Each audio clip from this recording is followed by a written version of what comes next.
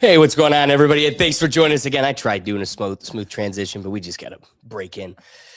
Welcome back to the Rethink Tank Live, where the world may be on fire, but fortunately, we've got plenty of distractions to keep us entertained.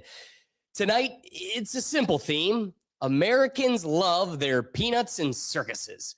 First, we'll talk about the reported passing of internet personality and musician Oliver Tree and our condolences to the situation, whose unique brand of chaos somehow made perfect sense in a world that simply doesn't. Then we're heading into the global spectacle that is FIFA 2026, because nothing brings humanity together quite like international competition, billion-dollar sponsorships, and people pretending like they understand offside rules. And finally, we'll take a look at UFC 250 Freedom, where the circus comes to you from the White House lawn. But before we begin, in the spirit of Oliver Tree, we feel it is only appropriate to honor his memory properly. Now, some people claim he died of natural causes. Some people claim that it was an accident. Some people know the truth. The reptilians got him. And if the reptilians are going to take one of our legendary artists, then basic principles of fairness require an eye for an eye. Therefore, as a gesture of peace, diplomacy, and completely reasonable conflict resolution, we will begin tonight's program with the ceremonial sacrifice of one of their own. Please direct your attention to the dinosaur in the studio as Fred Flintstone prepares to offer a reptilian to the ancient lizard gods. May its sacrifice bring balance to the universe. Will, I don't know if this interests you at all. It's a bloody mess. Oh man, I think that one's all you. Oh, yeah. Nah, yeah. I mean, you could get up in its tail. There's a lot. Oh yeah. Oh yeah. Maybe it was that time of the month for him before he went. Oh no, we're getting deep in the caverns here. Yeah, I mean, don't miss a spot back there. Cold-blooded. We got one over on him. Yeah, for our guy Oliver. Eye for an eye, right? Eye for an eye. That's it. I mean, I'm gonna be sipping on this guy the whole episode. Wonderful. Oh, what's it taste like? Iron. Good. Lots of iron. Lots of it. Yeah. So what we got in store for you is a wonderfully fun episode. Welcome back to the Rethink Tank Live.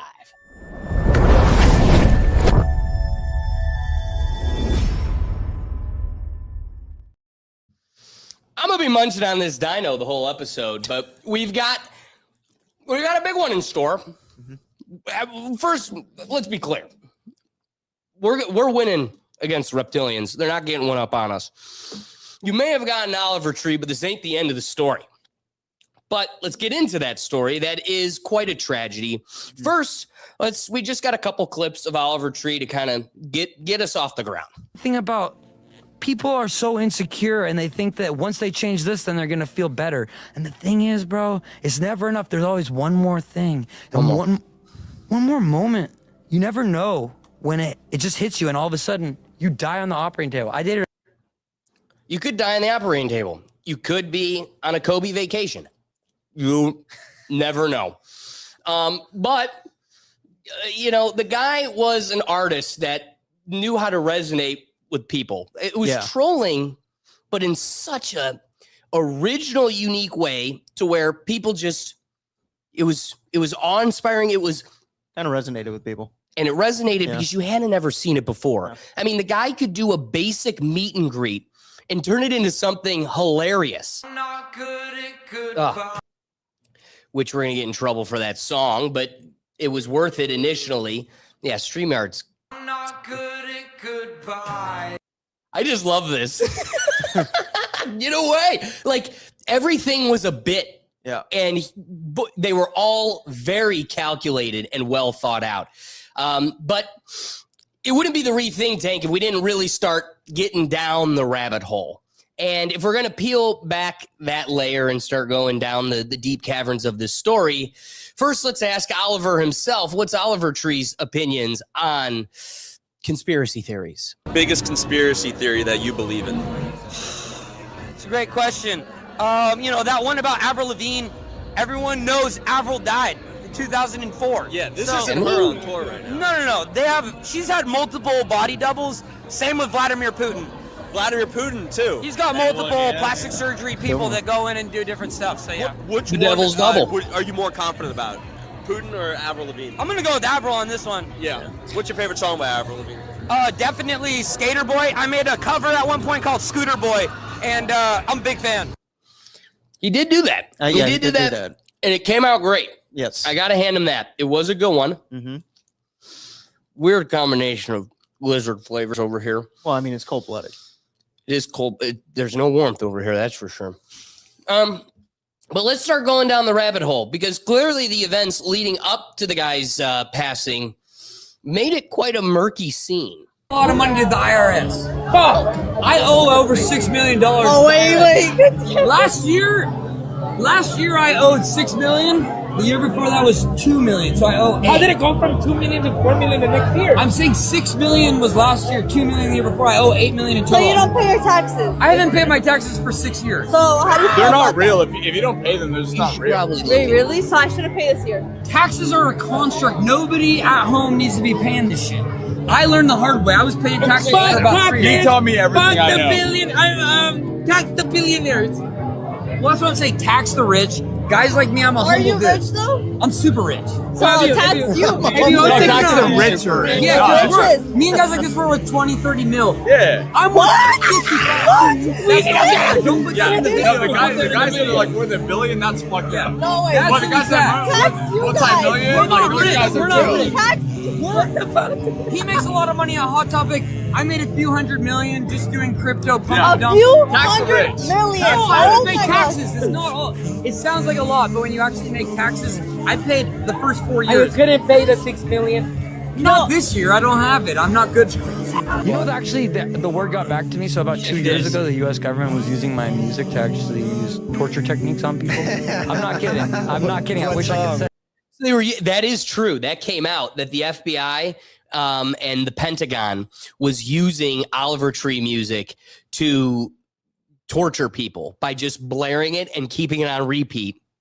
And Life goes on and on and on and on and on, and day 5 on and on and on and on, and at a certain point you will break a psyche. That is perfect. But I bet you could do that with anything. I bet Taylor Swift music could probably have the same effect.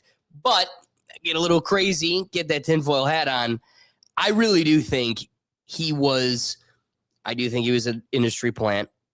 We all liked his music, so it jived. He's not the first. and it He won't went be the un- last. Exactly. Industry plan. It's all the time. And it went unnoticeable because of it. But then he broke the cardinal rule, didn't pay his taxes, and we all know that's what He broke Capone- worse cardinal that's- rules than the that's what taxes. Capone Yeah. went to jail for. The It's record always labels don't tax- give a shit about your taxes Nah, as it's long as always they the get their taxes. money. That's the government's problem. That's not. But that's the what powers got that be. Capone, man. That's what Capone went for.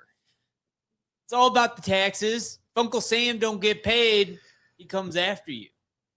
Yeah, I don't think that's what was at play here, Doug. I'm gonna just leave it right there. I don't think that was a nefarious activity. Yeah, I think there was nefarious activities, not by the government or specifically the IRS. But I do think, as corporate music goes in this modern era, it's all manufactured crap. I do think he had a sound we all could relate to. He had some hits. Definitely hits. Found him at most clubs. It's on Fortnite. But I also think it was very cookie cutter music. Yeah. Like it was the definition of a generation, but mainly because this generation's music are all spoon-sped corporate slop. Like I said, it's the Okay, Fortnite boomer. lobby. Music. And again, what really worked for him was turning all of what I just said, that generic, cookie cutter manufactured music, into one big meme, into one big troll, making the biggest scooter possible and doing the oddest haircuts, doing facial makeup that gave them goofy noses and braces. And the whole thing was just one big gimmick. That's what got the attention. In high school, Doug and I loved a rapper named Hobson.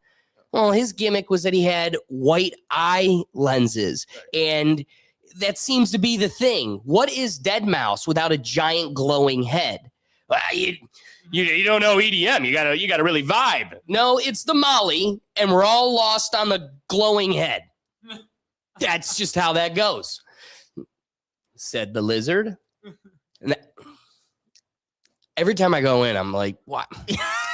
I was wondering when the breaking point would happen.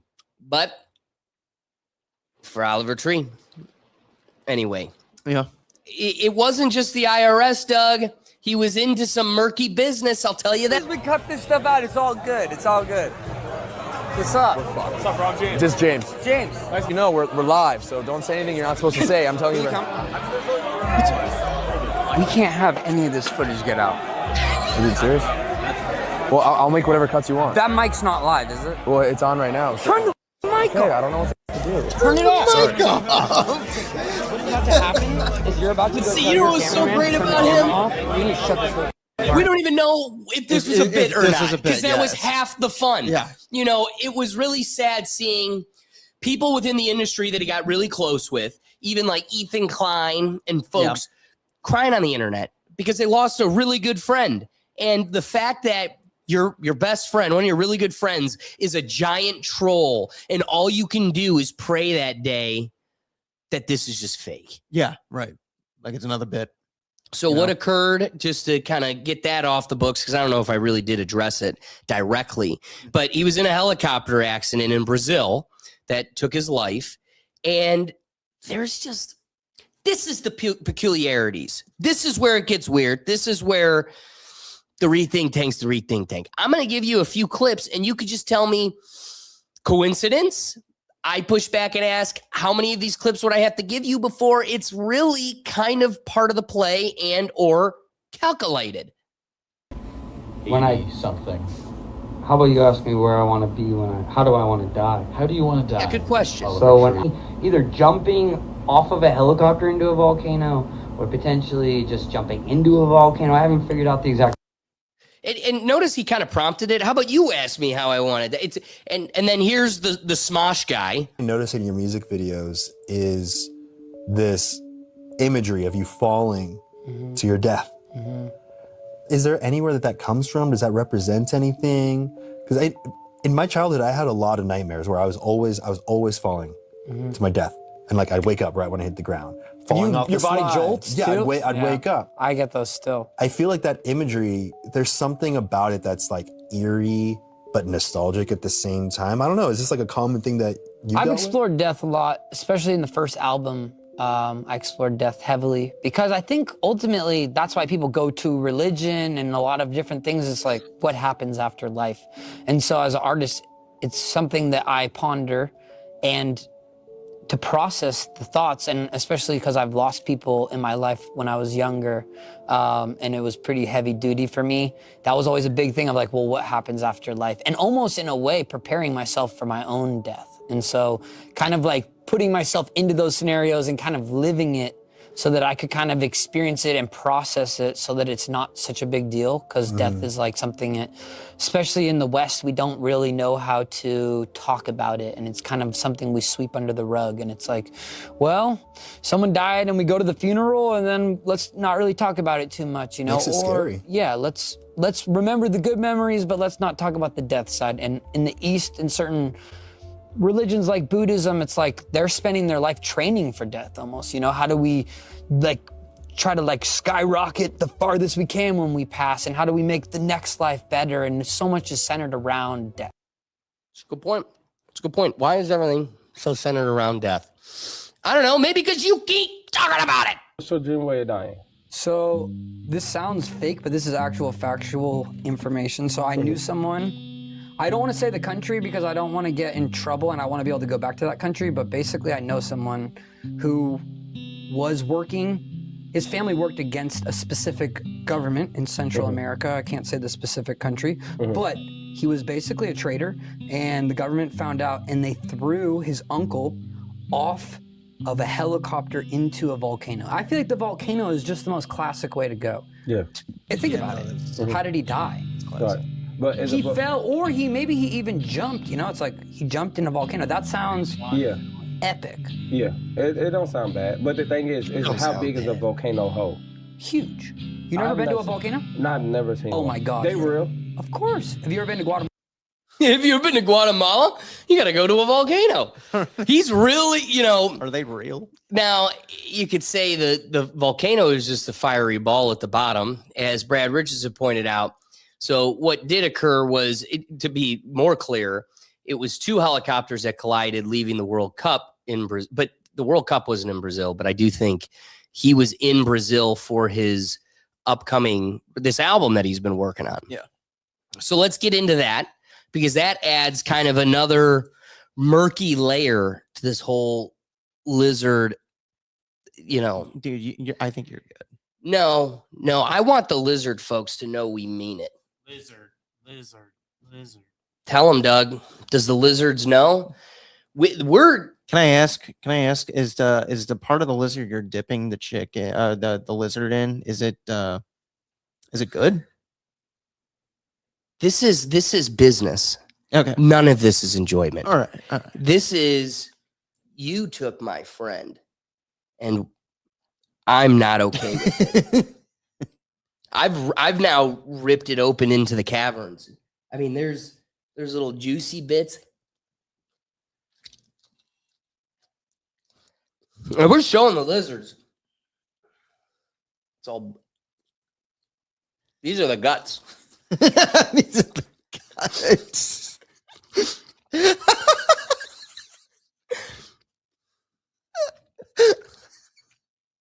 You sure you don't want any? I think I might pass on this lizard. I'll get him on the next one. Drip. You're not supposed to play with your food, right? This is business. Yeah. No, sorry. This is, Bill Gates better be paying attention. Yeah, he's not putting that on the crops. But we're not even, we got to get into the album. You know how many napkins I've gone through in this mess? Not enough.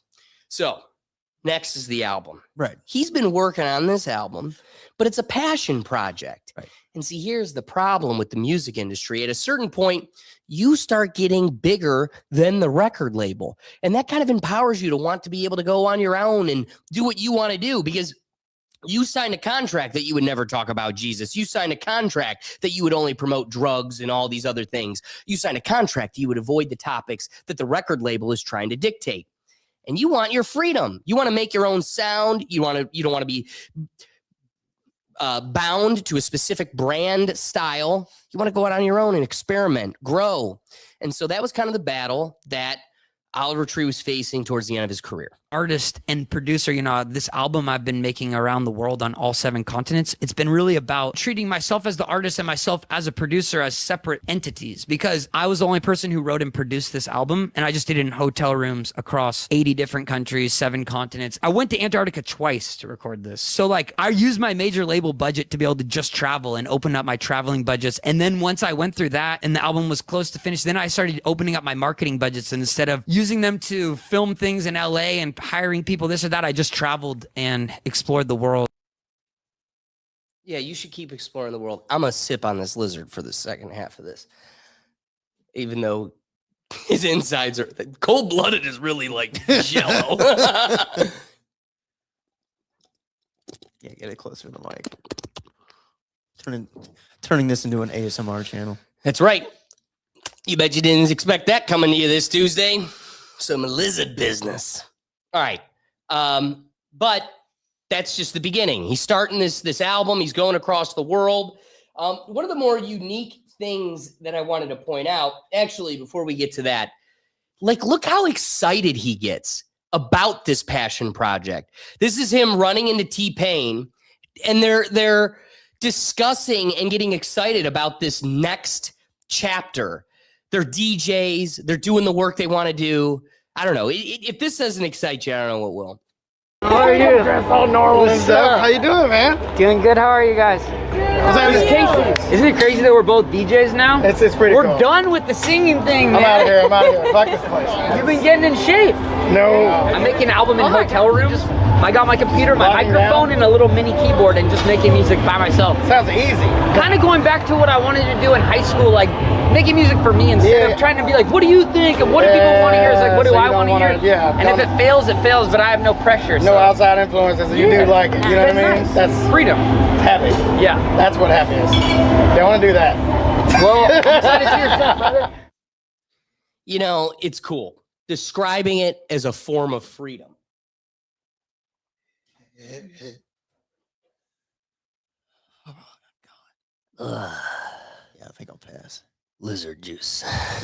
Yummy. I mean, that's more vampire territory, drinking the blood. You know, well, that aspect's for the record label. I'm talking to them now. The vampires that run this thing. The vamp kids territory. Not to get lost in the lizard in front of me. The sacrifice is good, but we need to truly ground ourselves in the story here. So here's just one kind of piece of that album, because the labels, the marketing of this album, they really did a good job of keeping the whole concept under lock and key. We really haven't heard any samples. We don't know many themes. Has anything a lot of the locations? Has anything been like a single? Or well, something? that's so good question. Here was Oliver Tree just a few weeks ago discussing just the experience of one of his songs and how cool it is kind of putting this together. Every country brought a different, unique experience. One of the unique ones worth kind of highlighting is going to a place like Afghanistan and what it means to make music there. Version of Deep End, some of the final tweaks of it were made in Iraq. Just insane. I'm in the hotel room where it's like, you know, I'm like going into this hotel room. There's like armed guards with AK-47s out front of it. I'm in there cooking up. But when I went to Afghanistan, music's illegal there, and that's where I shot the album cover. And so I was respectful to say, hey, I'm not gonna record music here, but I want to work on the album here. So I shot the album cover there. Why is music illegal there? The Taliban outlawed it. It's Sharia law, super strict, super firm beliefs that I shouldn't really speak on this because I'm not informed enough, but my loose understanding is that no one should be on a pedestal unless it's God, you know? So music, false prophets, idolization of these people, it leads to that. So there was a point where the Taliban burned all the instruments there. Good so guys. there is instruments that exist there, but it's really taboo. And I tried to interview people. There were musicians, couldn't find any of them. Definitely not any that could be on camera, but they do have the, I believe they're called naheeds. It's you're allowed to sing, but they don't call it singing. It's more of like, you know, I guess maybe it's singing. I'm not really sure. There's no instruments involved, but they are allowed to put like explosions and like gunshot sounds and different things in the background. So like the ones some people will work out to have like explosions and crazy. Let me play you the music. Harp? No. TNT? Definitely. Let me play you the music of my people. So they probably really love AC/DC. TNT. It's dynamite. Boom. I thought my dinosaur was cheesy. That was good. I try. Yeah. So he's got this album. It's got its unique elements. But you know what? The end all be all is the record label. Even Brad Richardson in the comments is giving the record labels just a little bit too much credit or faith in their honor. But it's been a battle. It's been a battle the last month and a half. And the beauty of Oliver Tree is he kept it all kind of public. My record label, let's talk about it. After making tens of millions of dollars over 8 years for Atlantic Records, they no longer want to support my art because I'm... Dude, that's the whole point of the dinosaur, is that I'm not covering myself in paint, but I had to do something. That's been his shtick. I know. We went from a Teletubby to Shrek to Kiss to... I mean, the dude's done everything. Yeah. He really goes all out for it, It works. Oh, yeah. Because you know what? When you want to do an educated dialogue like this, nobody wants to pay attention. No. They've already scrolled past you. But if you look like Shrek, they're like, all right, you know what? This guy seems like quite an... And you know, the thing is, I mean, you and I are in agreement. We do believe he was an industry plant to a certain degree, but he's very authentically himself. And I think that was endearing to people as well. 100%. You know, and all these videos, it really doesn't come off as if he is a plant. It's like, oh no, this is a regular guy. It plays in his favor when he talks like, well, yeah, this industry's got me locked chain. Yes. And it's like you can be the plant if you acknowledge the elephant in the room, right? Which is we're all up against the same machine. He didn't even acknowledge it. He wrote in on the elephant and said, "Yep, they gave it to me." Yeah, right. And I appreciate it. It's like, hey, he's not lying to me. I agree. So again, it's hard not to give credence to these last final clips when he's talking about Atlantic Records. So let's get into it. Not making songs for TikTok. And after dedicating my entire life to make... So just before there, what he was saying is Atlantic Records got mad that he wasn't making records for TikTok. He wanted to make these records for himself. No longer want to support my art because I'm not making songs for TikTok. And after dedicating my entire life to making art, I never got into this to make TikTok songs. I know the effects of TikTok. I've had multiple songs that connected there, but that's not why I got into making art. Over the last 2.5 years, I traveled 82 countries and recorded this album on all 7 continents. These are the types of projects that charge me as an artist. This is why I got into it in the first place. And just because I'm not making songs for TikTok means that the label doesn't want to support the vision. Well, guess what? I don't give a shit. And after you guys have joined together in tens of thousands and sent messages to the label, we have officially reached a negotiation over the past course of a week. My team has got the label to agree to release Love You Madly, Hate You Badly on my personal imprint, Alien Boy Records. You guys, I want to thank you from the bottom of my heart. This music is finally going to see daylight. All right, so he's getting amped that because of you, your support, regardless of the battle with Atlantic Records, this passion project is going to see the light of day. It's fun to see him actually talk about a passion project passionately, excited about it. Yes. You know, yeah, like authentically excited. That's the beauty of it. That is the beauty of it. I want to just take a hit here, Brad Richardson. Plus, like the Hokit situation, they are just saying this shit for the views. They don't think normal. It's click thoughts. Only if it hits your algorithm, he says it. So, you know, it always shows up in his algorithm about record label and issues. So, with that being said, Brad Richardson, you're going to really be in store for quite a doozy of an episode, because the third section of this episode, when we get into the UFC, we've got a lot to unpack with that Hokit, Michelle Umbaba's a man. But that's just for clicks. It's not the sausage she carries around for fun. That's its own anomaly. That's just there. That's just my friend. That's the sticky wicket. It's a sausage party in my pants.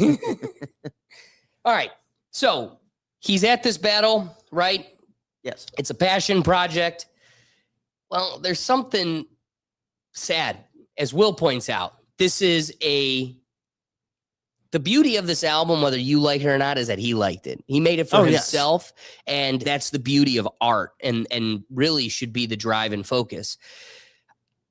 I think a hard thing he had to balance or reconcile with was the fact that no one in his inner circle liked the album. I have one more question. In the documentary, Yeah, you can ask me 6 more questions. In the documentary, your parents say there's nothing redeeming about your new album. Yeah, my The makeup caked on his face. parents fucking hate Oh, it. And you know what the crazy it's on his thing mustache. is? Shrek.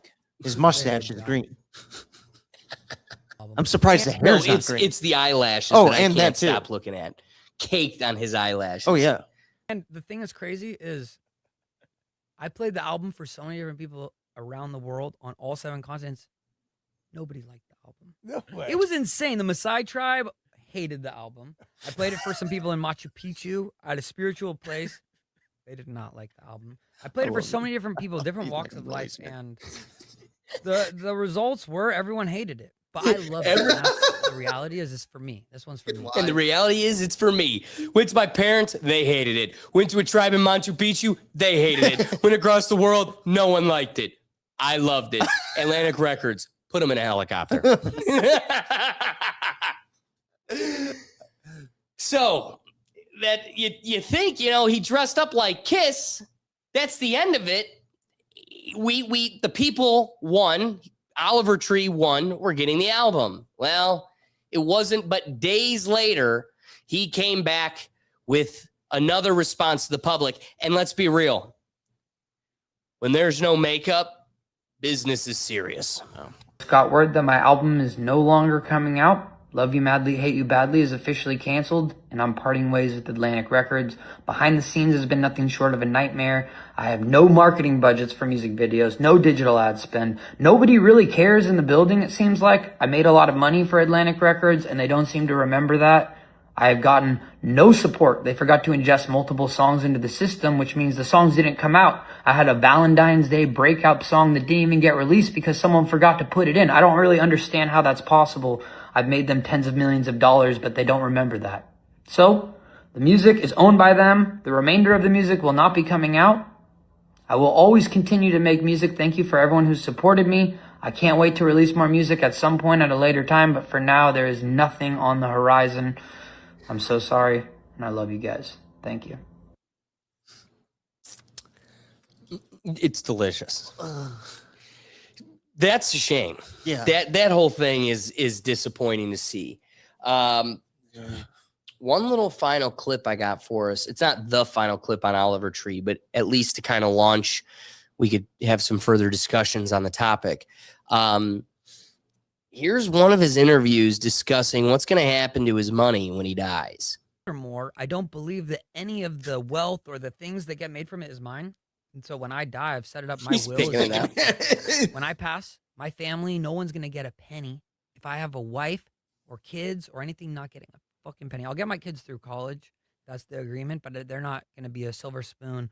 They're taken care of because my dad worked on some stuff in the 2000s. You know, like the idea is when I die, all the money is going to go back to artists. So I've set up a foundation. It's called Dr. Oliver Tree's Art Grants for Baby Geniuses. And it's set up so that basically the interest generated from my music will take mostly that, but there's also room for other money because when I die, my art will continue to have residuals and probably be worth more than it is now. People will finally appreciate my stupid fucking videos and my stupid fucking songs.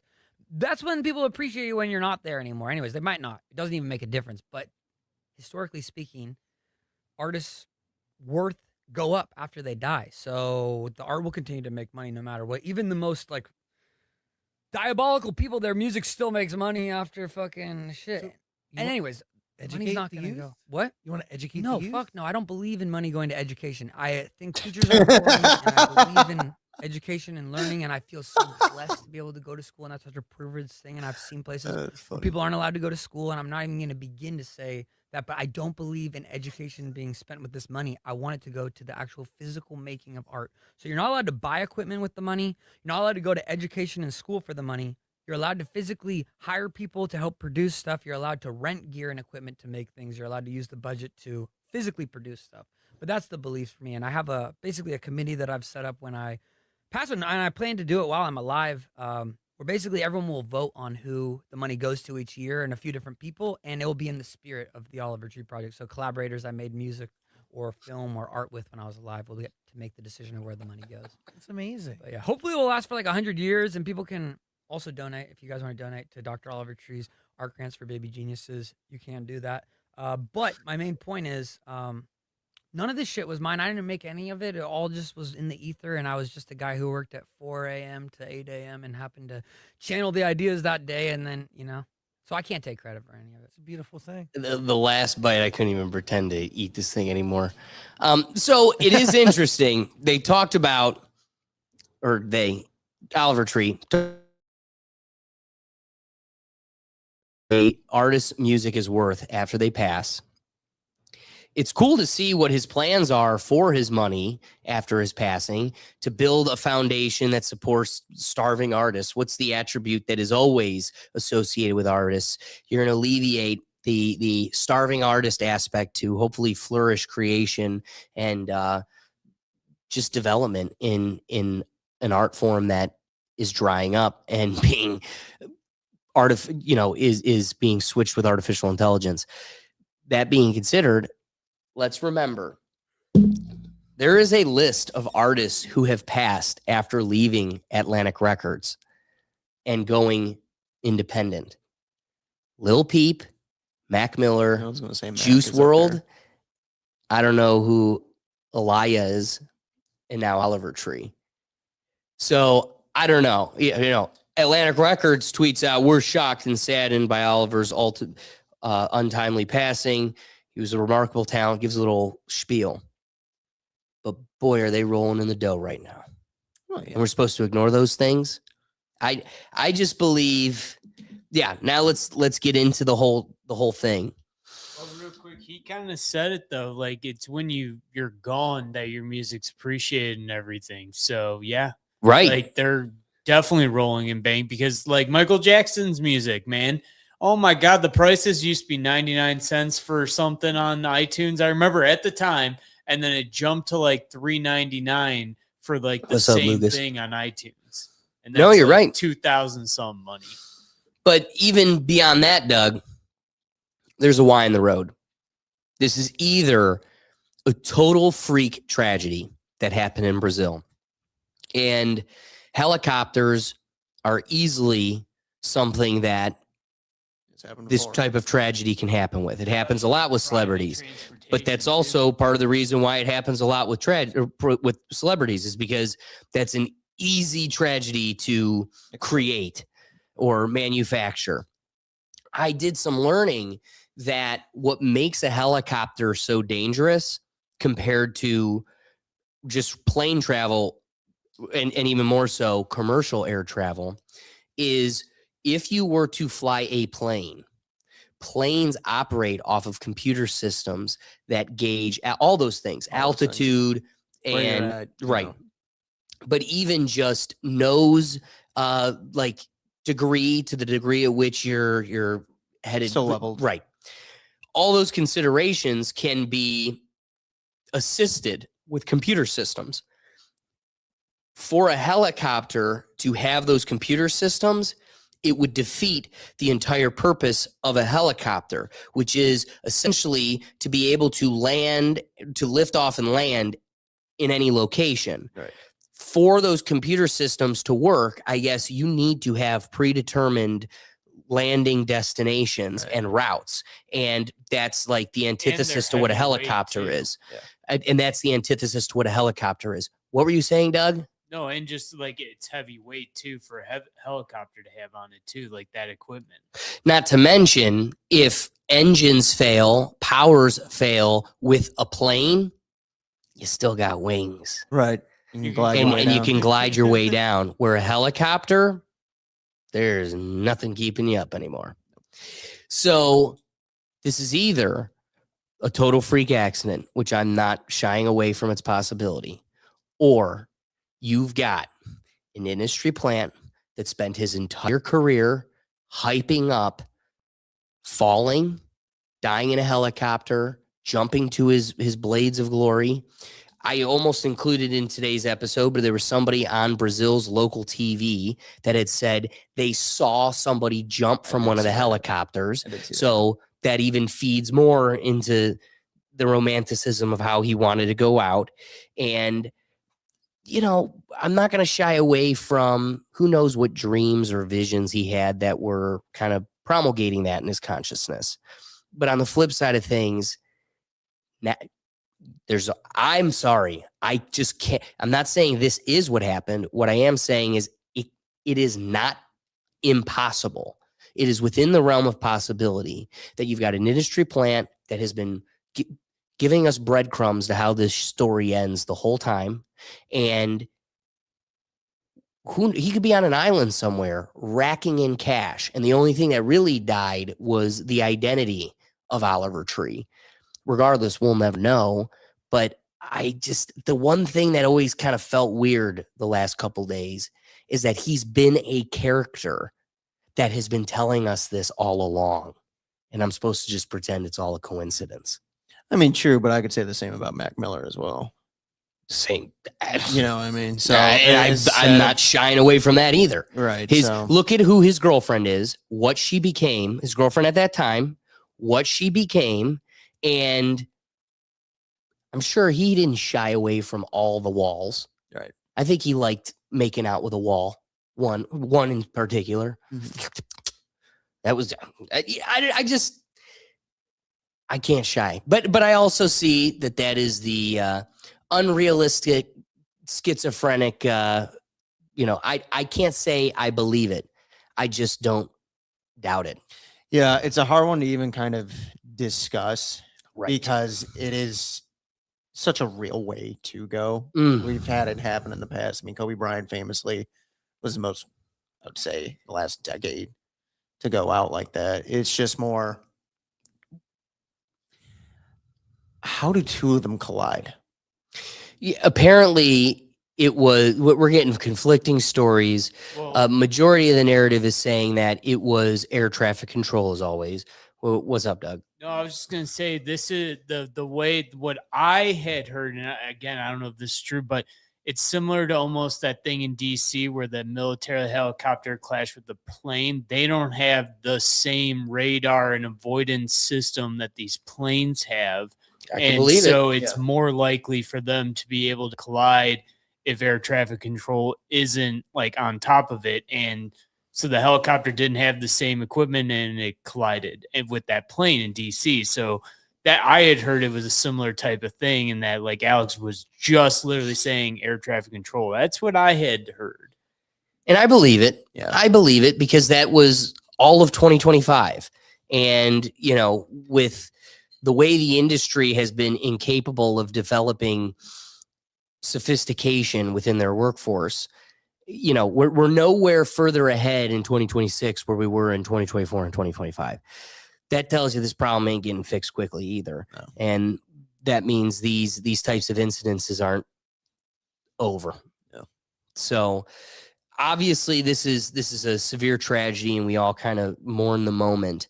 And regardless of what you think, I think we all share a condolence with it. Well, it's rest in peace to a very authentic, genuine industry plant. Yeah. Perfectly said. Don't get many of those. Probably won't see another one for a long time. You're definitely not getting it out of Sabrina Carpenter.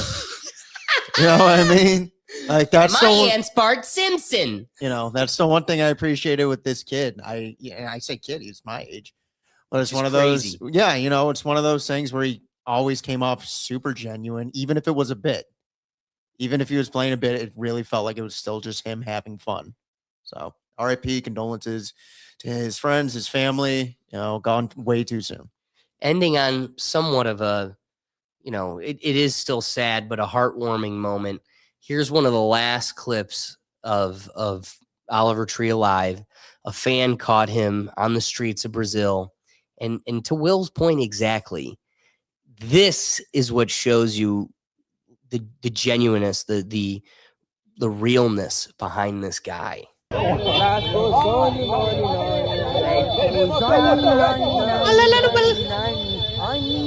on and on and on and on and on. I mean, it seemed like a good guy. Start to finish, it was always fun. Yeah. He was in it for fun, and he was in it for making other people have fun. It was all enjoyment. Kind of reminds us of a friend of ours that went too young. Right. It is a shame. It is a shame. Yeah. Maybe that's the spirit of those that do. But a transitionary period or video as we get into the circus now, circus half of our episode, as we talk FIFA, maybe a little bit of the Knicks, and then ending on the UFC. I got a clip from, a studio favorite, a friend of the show. Byron the Magnificent has a song for this moment, and I think Oliver Tree would also appreciate it. The Aaron Cartered Oliver Tree. Like to see him try to Aaron Carter me. But it's against the satanic code. 'Cause I didn't sign the contract they wrote. That's why I'm singing across the land. Michelle Obama is a man. Oliver Tree would have saw that and reposted it. Oh, fact. You'd be like, they did Aaron Carter me. I think Byron closed the Oliver Tree chapter for us quite well. Appreciate you, Byron. Yeah, we appreciate you, Byron. So, that being said, just a little zhuzh of the Knicks before we get into full blow of our peanuts and circus. So that the shitty Knicks won the NBA championship to all of the country's chagrin as New York literally burns. The beauty of the really, really American packed weekend we had is after the disgusting episode we had last week of all the corners of our country burning, I flirted with the idea of like next episode, we're going to really get into Carmelo Anthony and everything else. And it's like, nah. Not at all this episode, but we are going to get into a little bit of the burning, which is none of the other stuff. Not Belfast, not Carmelo, different basketball player, actually. We're talking about the Knicks.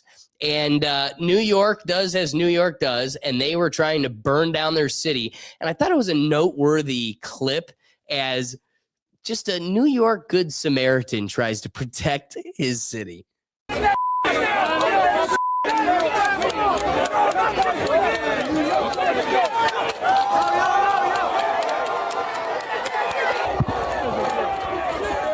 Get this, Connie.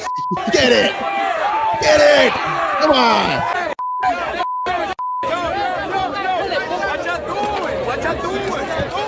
You know that guy had to go over that. It's our city. What y'all doing? What we gotta do this?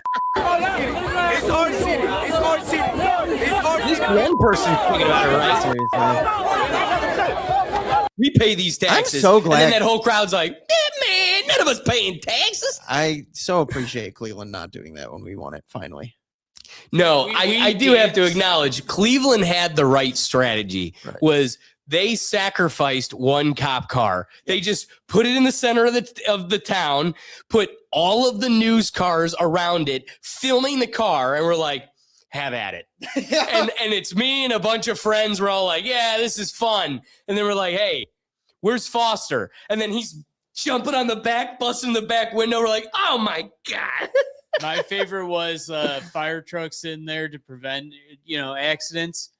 Climbed on and peacefully climbed on. People chanting, having fun. Cops and firemen standing around celebrating with everybody. Yeah. No destruction of that fire truck, but people got to celebrate on it. Yeah.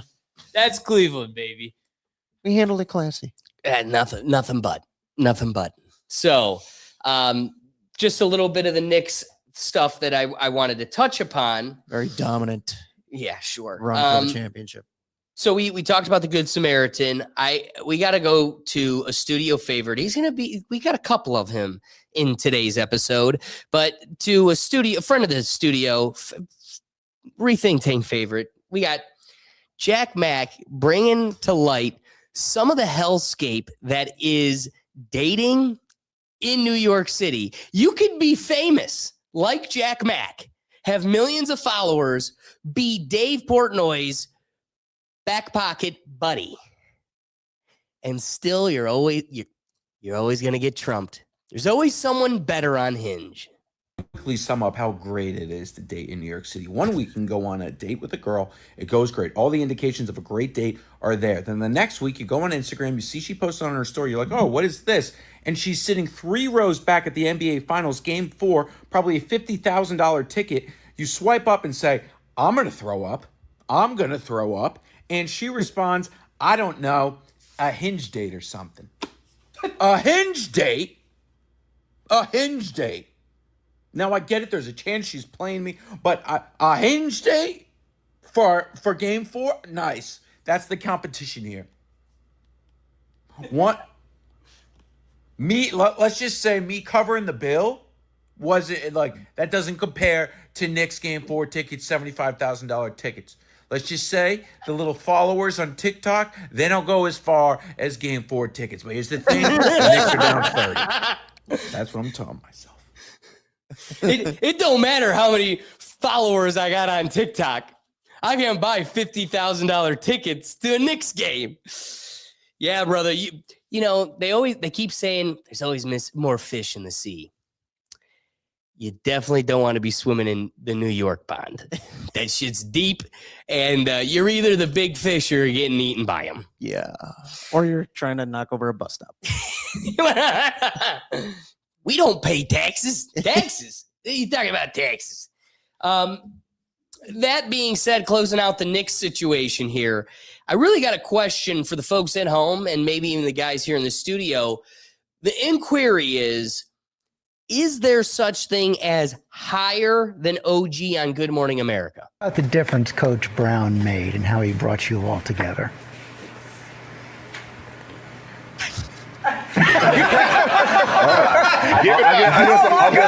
I'll answer it.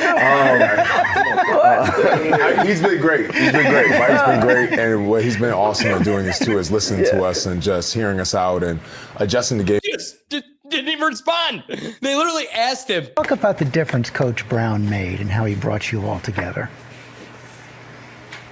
Doesn't move. They're all looking at him. I'll answer it. He just, the OG. Is he alive? Someone poke the guy and make sure. It makes you wonder, did his MK Ultra break? Like, what the heck happened there? I think he just can't believe he heard that. I love it. I love it. More like, thank you. All right, let's get into some world fun. We're going FIFA. It brings not only the world together, it brings the family together. This is a family event. You know, the family loves getting together. They get in the house. We're gonna watch what game's on. You know, it's Italy versus we got a new game every day. It's like 3 games a day. Literally never ending excitement. But, you know, bringing the family together can have its downsides. You've got your asterisks, and Gramps might have gotten sold out a little bit in front of the whole family. The 80-year-old grandpa has been seen. All his saved. Grandpa, wait, hold on. Watch it pan over to Grandpa. He's like, oh, shit, just go. Sky Cinema. No. He's scrambling with that remote, dude. Are there too. Oh my God. Grandpa, no. He's like, it's not me. He's not. I didn't put this star next to that. You know he's sitting there the whole time like, Betty doesn't even know these channels exist. Oh, man. Just to watch your team get cooked in a 0-0 draw you're supposed to score in. Your country's not even playing, and you're like, hey, but the holes are. He looks at that one in the top left. Oh, that's a good one. Now, speaking of funny scandals, this one's deep. This is heavy hitting. More racism because it's never ending. Tell me what you think. What should we do to this referee? Where do we tie him up, and what do we tie him up by? Melbourne referee working at the World Cup is in hot water after what was seen hot water as a hate gesture before the match between Germany and Curacao. You can see it there. See that hand gesture right there by the Australian referee. A shot of the video assistant referee shows Sean Evans making an upside-down OK sign, which has been linked with white supremacy. FIFA's discrimination monitor is calling for Evans to be removed from the World Quarter that man. Hanging and quarter that man. Clearly, this official should have no further role to play in this World Cup, also describing the gesture as neo-Nazi. Now, just quickly too, because we've been getting a lot of feedback on the text line, apparently this gesture, and I don't want to make light of it, but has been associated in a schoolyard game that's played by kids called the circle game, where you get punched, I guess you could say, if another person makes that gesture and you look at it. So you punch each other. This is actual news.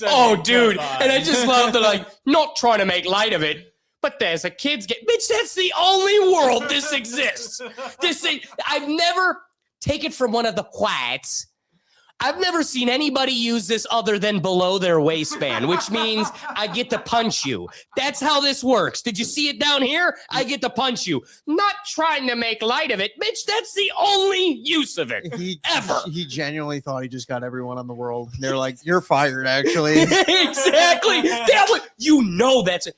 I'm going to get the wild. I get to punch everybody. And he's like, no, you're a Nazi. You know, he gets that text from HR.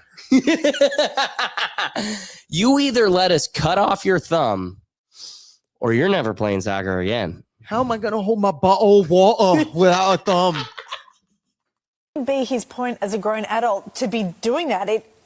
It's very hard to go to What is the point of a grown adult? Act appalled. We're boys. Please act appalled now. Yeah, I don't understand why a grown adult would do that. I don't know, because we're never going to grow up. Because boys I am going to be doing that forever. Yeah. He would have been better off farting. I am for sure doing this to Kemp this weekend, just on principle. Just so I could go, hey, some blonde Brit didn't think I would at 32. Take a look down here. Poof. Hey, hey, Alex, I really hope a photographer captures that moment. Hey, camera guy, look over here. Cha-ching. No longer clerk of court. Chigga, I'm out of here. Then Ed and Peggy Gallic. Scandal in Cleveland. A racist clerk of court. Meanwhile, I'm in your office laughing. You're like, isn't it? Yeah. You almost need to get more evidence there. Has he ever posted You need anything more on social evidence. media The other and guys so are like, on? yeah. Requires Whether further that- investigation. Yeah, whether that was intentional. we need more context, more posts. Yeah, I would say this. If he shared the Hulk It clip, you might have something. That guy's not out of a job. No. That guy got a new fight.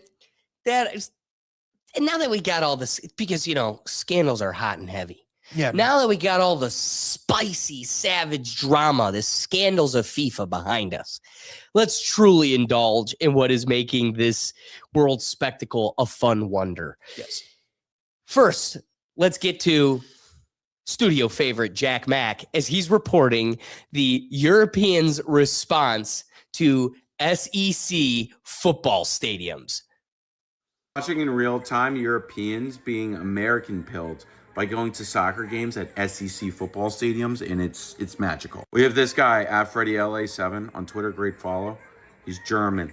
He went to the Argentina-Iceland game tonight at Auburn. Said this about Jordan Hare. This is the craziest stadium I've ever been to, and I've been to a lot. Oh, brother, we got about 30 of these. They did the light show as well, probably at halftime. The man was in awe.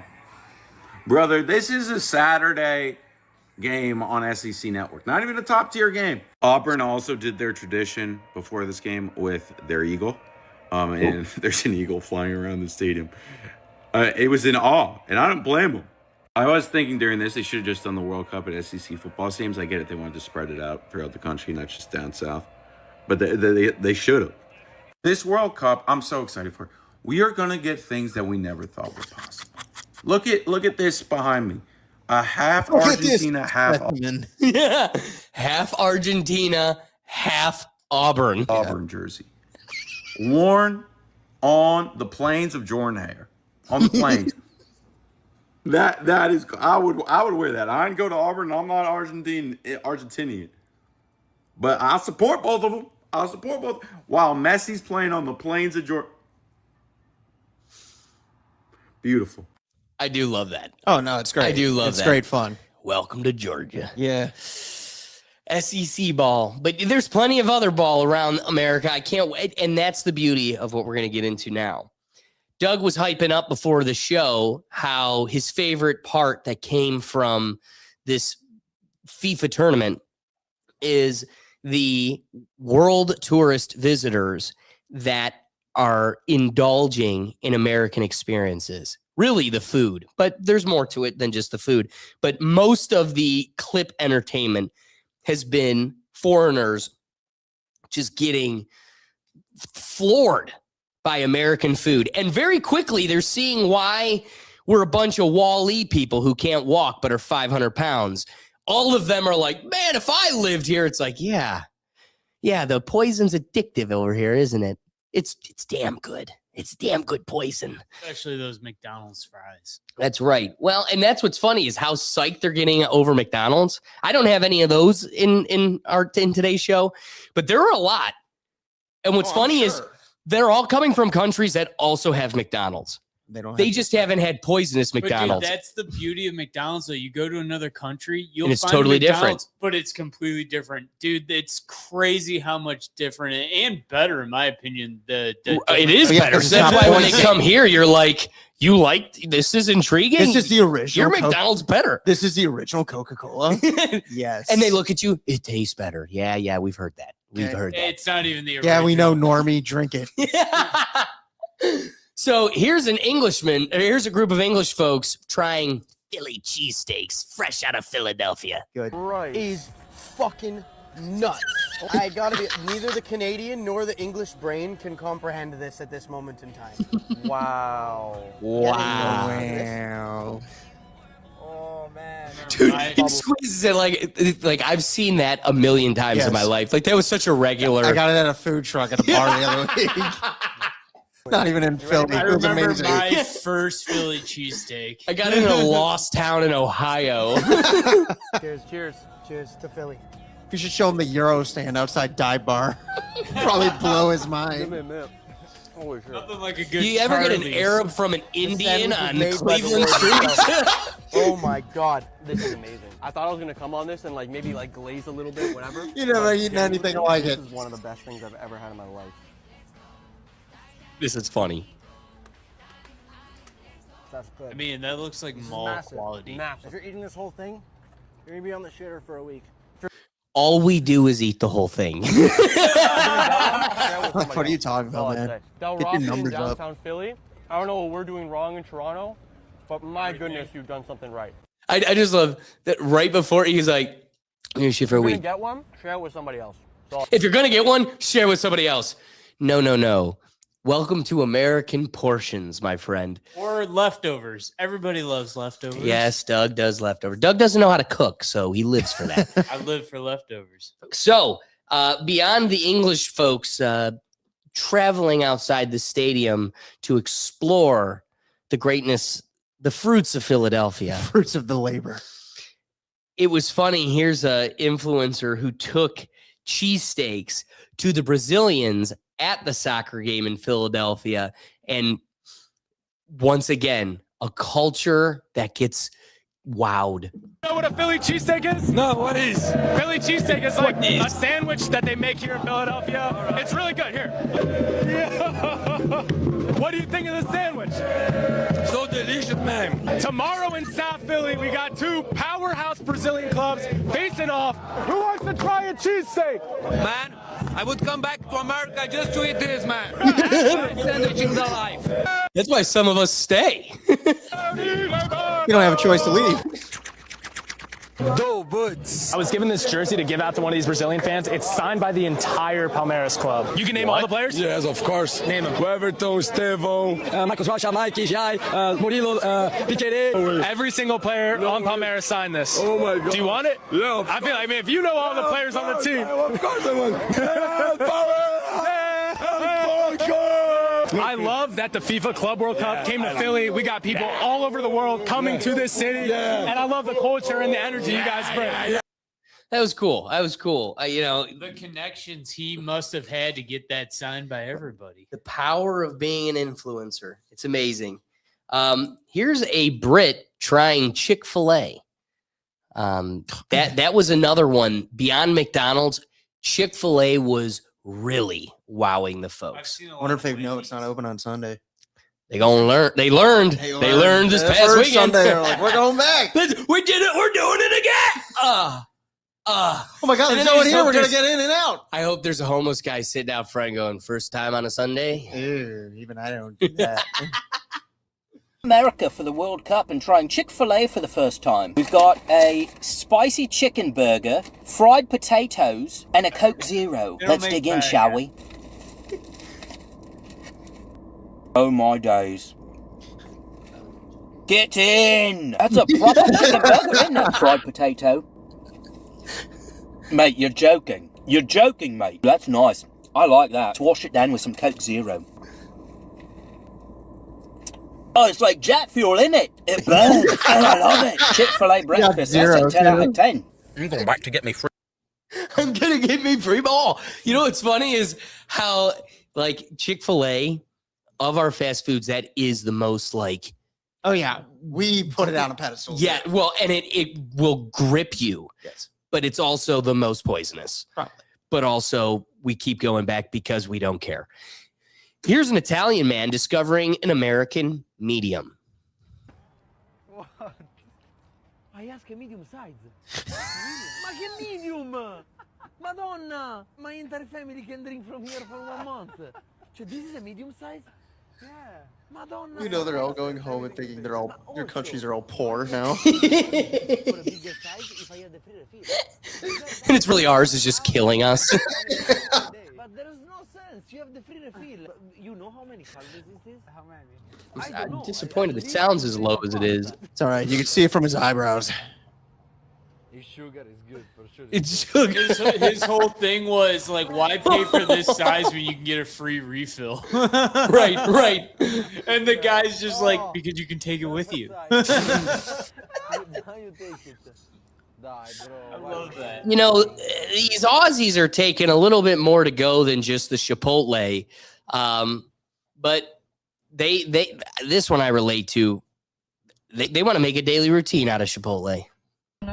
Thank you right now. If we had Chipotle in Australia, They got a lot more to go than just the I swear to God, burrito. Do they not have Chipotle? It is so good. Guys, Guzman needs to take I don't know. notes. Like, Next time I'm there, I'll Matt check it needs out. to take notes. like what is in Wait, this? did you hear that? Take notes. Like Whatever their Mexican burrito place is, single day. It is so good. Guys, Guzman needs to take notes. they need to take notes. They need to take notes. This is the good stuff. Take notes. I'm taking lots of notes. 2 notes in specific. 2 big notes. I'm taking them right now. That's probably our healthiest fast food. There's a lot of healthy things on the screen right now, Doug. Mad Max needs to take notes. Like what is in this? Crack. Crack. Crack. Jack Mack, how are the Japanese? How are the Japanese like in Texas Roadhouse? Texas steak. We get a new generational World Cup clip every day. This time, these Japanese fans in Texas. Where's everyone from? Japan! America, Texas. Texas is good. Let me be clear. The Japanese are my favorite guest of this moment. Yes. I don't think we could roll out a bigger red carpet for these people. And I think that's what's making this segment right here the most enjoyable. Yep. What were you going to say, Doug, before I continue? I was going to ask, is it because they're the only fans in the world that would clean up a stadium? Yeah, did you see that? They Yeah. all cleaned up the stadium, mainly because beyond just that, that's a microcosm to the bigger point, which the bigger point being they're the most civilized humans on the planet. So I actually cannot roll out the red carpet more for this sophisticated culture. So let's indulge. Everything is big. Whoever said the World Cup wasn't going to be good in America, I had my own concerns, so this is almost me calling myself out. We were so wrong. This is amazing. By the way, the Japanese in Texas keep getting full off of chips and salsa they get for free, so this guy had to like almost release a statement saying, stay away from the free chips and salsa. I stopped the waiter. We have not earned these. We had not yet ordered anything and the food was already arriving. Chips, salsa. Wait. Welcome to the American way. We've earned nothing. We've earned none of our stuff. Not basket 1 or 3 of chips, let alone the paved roads. Requested free. This guy and others in Japan are just getting defeated by chips and salsa. They're not hungry by the time the food gets there. I was not hungry. I was not comfortable. I'd been defeated by a courtesy. I know the rule now. I have made my peace with the basket. 1 basket, 2 at the most. And we have another month of this. Another month. I've made my peace with the rule of the chip basket. 1, 2 at the most. But it's not just our chip baskets that go big here in America. Beyond Jack Mack reporting the Japanese experience, watching these Japanese folks indulge in Texas cuisine highlighted the steak, hamburger, and Caesar salad. So good. Teddy Brock's barbecue. How was it? Oh, very nice. A steak, and that Mexican. Mexican. Yeah, yes. Get that. Yeah. Steak. Of course, steak. Texas barbecue. I did beer and barbecue. Yeah, that very delicious. Expecting the lot of big food like barbecues with burgers. So the all things in Texas. So I'm so happy to eat everything. Yeah. They're so polite too. They're so polite. It's almost adorable. To be honest, anytime you go anywhere new, you do want to try places that, but like you guys both said, nicest description of a place's food. It's just very nice, very nice. You know, very Very Borat, nice. but like he means Very it. Borat. But he means it. Oh yeah, no, they're very genuinely, authentically enjoying every bit of their stay. But not only did the chips defeat them, something that's been defeating these Europeans is, well, really not even that. Just one English person's take on our bread, like the free bread, the bread baskets. It is American. It's very American. So here is Kendall Kuiper reporting it. A video of a Brit at Texas Roadhouse, and he was like, "What do you mean that the Americans don't have free health care, but they can bring out the free rolls every 5 seconds as soon as the basket gets low?" He clocked us. He clocked us while eating more bread. He didn't even finish the first basket. Another one was on his way, and he's like, "But if I needed a colonoscopy, I'd be screwed." So it isn't just the food that's fascinating all of these foreigners. Another element that has them quite excited is the school buses. So I'm in America, yeah? Guys, the yellow school buses are real. My whole life I thought it was just cartoons or the telly that would show these yellow school buses, and I was like, it's not real. It's just for the telly. Her eyes are still bugging out of her head. She can't believe what she saw. Blimey, it's real. My family don't believe me. I'm gonna catch It's me a maybe your picture show. tomorrow so I can show them. Blimey! I don't get it. Why is that so? Wouldn't you want a vault? So like, here's the reverse, I guess. They must have normal school buses or they walk, but like their police cars look like clown cars. Our police cars blend in, but our school buses stick out. Honestly, I'd rather the school buses stick out. You know, I don't want that getting hit. Let's be real. Our police cars were Dodge Rams at one point. Dude, Miami had a Mustang fleet of cop cars. Yeah. Like these people have never experienced anything like this in their life. The yellow school bus. I thought it was a cartoon. And I thought just thought it was a He thinks cartoon. America is one giant cartoon. I know. I thought their cop cars didn't really look the way they did till I went to Europe, and you go, "Oh, they really do look." Yeah, it also helps that we indulge or consume none of their entertainment. Right. So we're all sitting here going, we have no idea what they portray your buses as because we don't. If I went to Birmingham and be like, "Where's the horse and buggy?" I watch Peaky Blinders. That's all I got. Exactly. They'd be like, "It's right here. We haven't gone a day. As it comes walking around. We haven't evolved a day past 1,000 years ago." They give me a pint and I look at it and I'm like, "Sir, I'm an alcoholic, not a Barbie doll. Can we like up the ante with this thing?" The funniest of them all, yes, it's the food. Even the school buses are unique.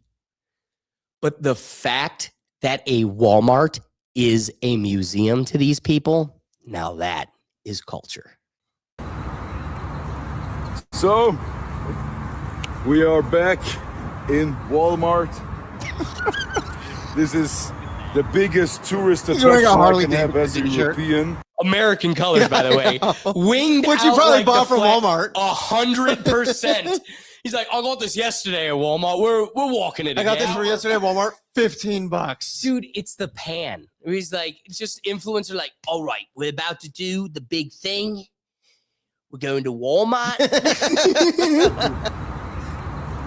So, we are back in Walmart. They have a gulag in the back for Pokemon cards. This is the biggest tourist attraction I can have as a European. It's like a museum, literally like a museum. So, let's go inside. Please, real As quick. you can see. different views on a vacation. All right. I would never go to a local, I would never go to a local grocery store in Europe thinking this is going to be a highlight. I'm going to record it. Just saying. Total cultural difference. And yet they're loving it. They're loving it. Walmart, it's huge. It's so huge. Yeah, I've been lost here once. So I was just walking around the whole Walmart and I lost myself because it's so huge. You can't compare this to Europe. No, to be fair, I lose myself in Walmart too. It's a little big. I mean, to be fair, yeah. Doug, Mom! Where are you, Mom? 1.26 kilos. And to us, totally normal. Totally. Put that baby in the oven. The most beautiful part is watching them see the absurdity of our culture. Like, what the fuck? We're like, he grabs that's that a thing. Friday pie. He grabs that thing, and I want to grab it from him. Be like, dude, Big Ten's on in like 2 hours. I gotta get this home and put it on. I got people going over. Didn't you just left the SEC stadium? What do you think we do this for? How do you think we feed everybody that's about to go in there? Pizza. We'll look for some bread, for some real bread. Look at its How cardboard. many ingredients? I love that. Yeah. The ingredients. How many ingredients? Oh my.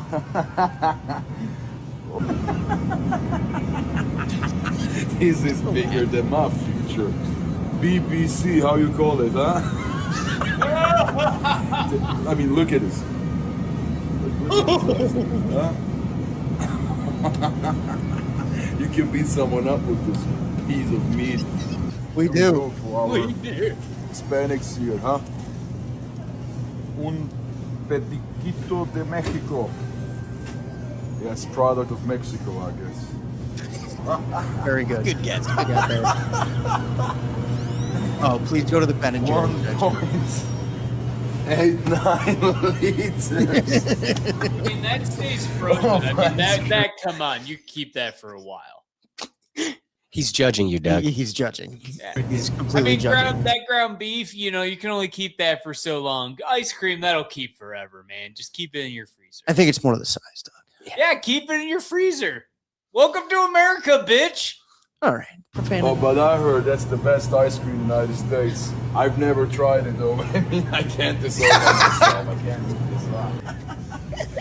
this. You didn't laughing at pickles, dude. Yeah, we do love our pickles. 8 liters of pickles. Even holiday. Mayo. Ranch? 3.7. You ever been on vacation and get excited over the container size of mayo? Yeah. Welcome from under the rock. Mate, yeah, holy gallon. Holy gallon. A whole gallon. Oh, cream? This is like the fluff. The fluff? The fluff? Yeah. This is why. Fluff. This is why, though, when people complain about this country and people look at them and say, then just leave, and they don't. This 'Cause is it's like, why. yeah. Look at how many amenities. Yes, we all know the problems with it. It's all there. Look at all the stuff. And then they come over here and they're like, there's so much stuff. Oh my God. Well, it's a dilemma we face on this show all the time. We always ask ourselves when we report all the problems, where else do we go? Exactly. Nowhere. Exactly. It's like, this is the only place to be. Let's make this place better. If there's one thing this World Cup has taught me is these other countries come here for as much as people in this country, ourselves included, take turns or take it for granted. Take it for granted, not piss out of it, whatever. They come over here and they think, oh my God, this is the holy grail of like just amenities to provide on a daily basis. Well, and again, as far as tastes and everything, Yes. like what's a comment you've thrown at me a lot? You go to Europe and you don't like it. Right. Well, the last few places like Portugal, Spain, Switzerland, those aren't really foodie places. Right. And it is unique how much like the experience revolves around food. I'd go to Italy over Kansas 10 times over. Correct. So it really depends on where you're going. But dude, it is one of those like nowhere are you getting that culinary experience compared to like, yeah, dude, the food is cleaner And when it's made well, it's damn good. And I'm not taking away from good food in Europe or across the world, but it's when they come here and we pay taxes to an FDA that pisses in our cereal. So like, yeah, we have a government entity that looks out for us that does literally nothing. Right. So then when they get a cheeseburger that's nothing but fake chemicals and bullshit, they're like, oh my God, have you tried this rat poison? We're like, it's good, isn't it? Yeah, we are like, I have type 2 diabetes because of it, but it was good, right? it was amazing. I'm going back tomorrow. And it's just funny watching them. Like he goes, look at all the list of ingredients, and it's like, yeah, you never thought hydrochloroxylite was going to be that damn good, but it is. It is, and it keeps you coming back for more. Or the Doritos bag. You know, he goes, oh my God, family Doritos bag. Who eats this much? Then he eats one that chemically changes his gut biome to where he needs more and can't get full.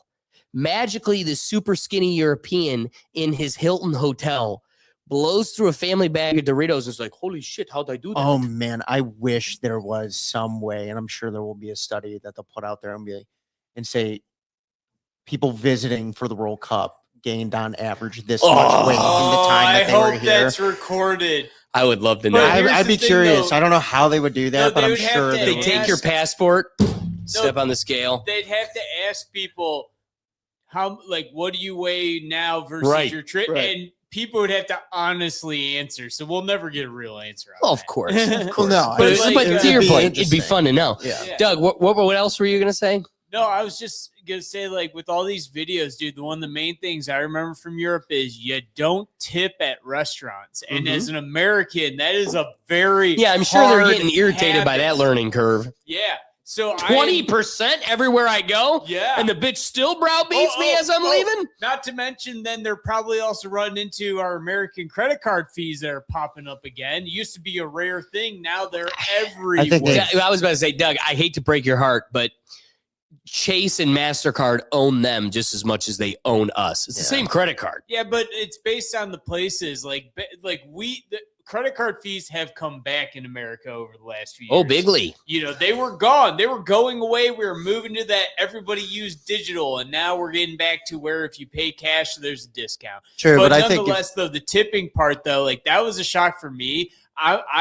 I'm hoping you maybe have some videos or reactions on tipping. Like, what? Americans don't pay their waiting staff enough to make a livable wage? You know, I'm sure those are coming. I'm sure those are coming, but I'm also sure that the people that traveled here understood they were going to be spending a hefty price.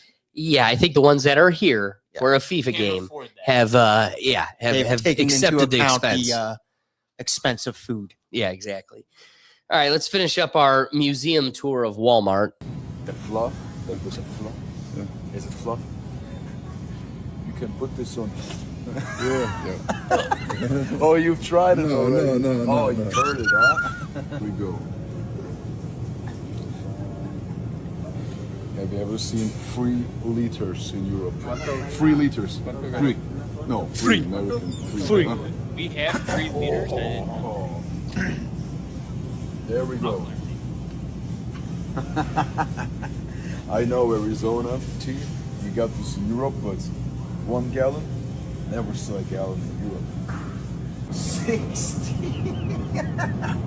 What is this? Eggs? 60 eggs. 60. I wish we would have this in Europe. 60 eggs. That's where our egg shortage is going. Milk. That's so normal. That's so normal. Yeah. 1 gallon of milk. Have you ever seen this in Europe? No. Seriously?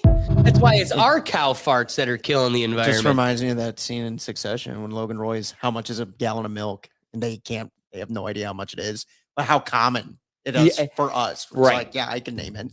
Which is so funny. It's like all we had was a gallon of milk, in the fridge. Always. What are you guys sharing a little carton? I know. Hey. They still have the milkman. That's right. Oh yeah, that is wonderful. They've got jobs for everybody over there. That AI does that for us. Yeah, It's an Amazon drone. But yeah, we still have one state that requires an attendant to pump your gas. Let's remember that. In a modern age, we still have a state that requires you to not pump your own gas. One single state out of 50. Do you know statistics? And that state is small. Yeah, so you're using that as a definitive line for No, I'm just saying we're not all that great. We're crazy motherfuckers. I think every part of All these right. videos have shown us that we are that great. Quite literally.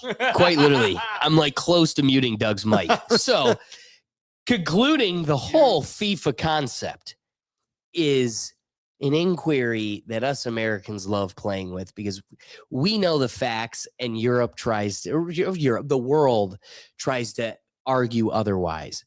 But the question begs, if America's focused sport was soccer, would we dominate? Americans love to say that if our best athletes weren't in the NFL, we'd win the World Cup every year. If your best players played soccer, if your best athletes played soccer. No chance. No chance. No chance. No. I won't even entertain it. I love you, Thierry Henry, but you're just wrong about this one. If America's best athletes played soccer, we absolutely would be the best team in the world, and we would be favorites to win the World Cup almost every World Cup cycle. And here's why. We have a few major requirements to make a good soccer team. The first one, have a very large athletic talent pool. The United States has 340 million people. We have the third largest athletic. Mind you, this is just the homeless guy off the street with a ball. This guy won't even make the squad. Imagine if we had LeBron doing this, but this is the homeless guy's got some tricks for you. Talent pool in the world, only behind India and China, which are also not soccer nations. Number two, you need to have a lot of financial investment into sports. No country in the world invests in sports more than the United States of America. And number three, the sport has to have mainstream popularity. And this is the one area where USA does not do its part.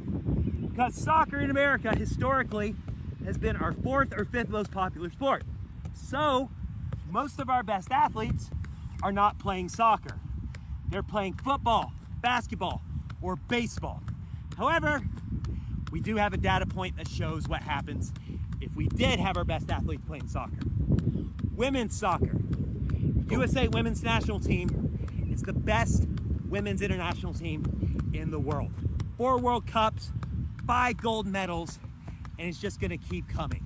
Soccer is probably the second choice sport for women in America. Second. So looking at Not even that, number one.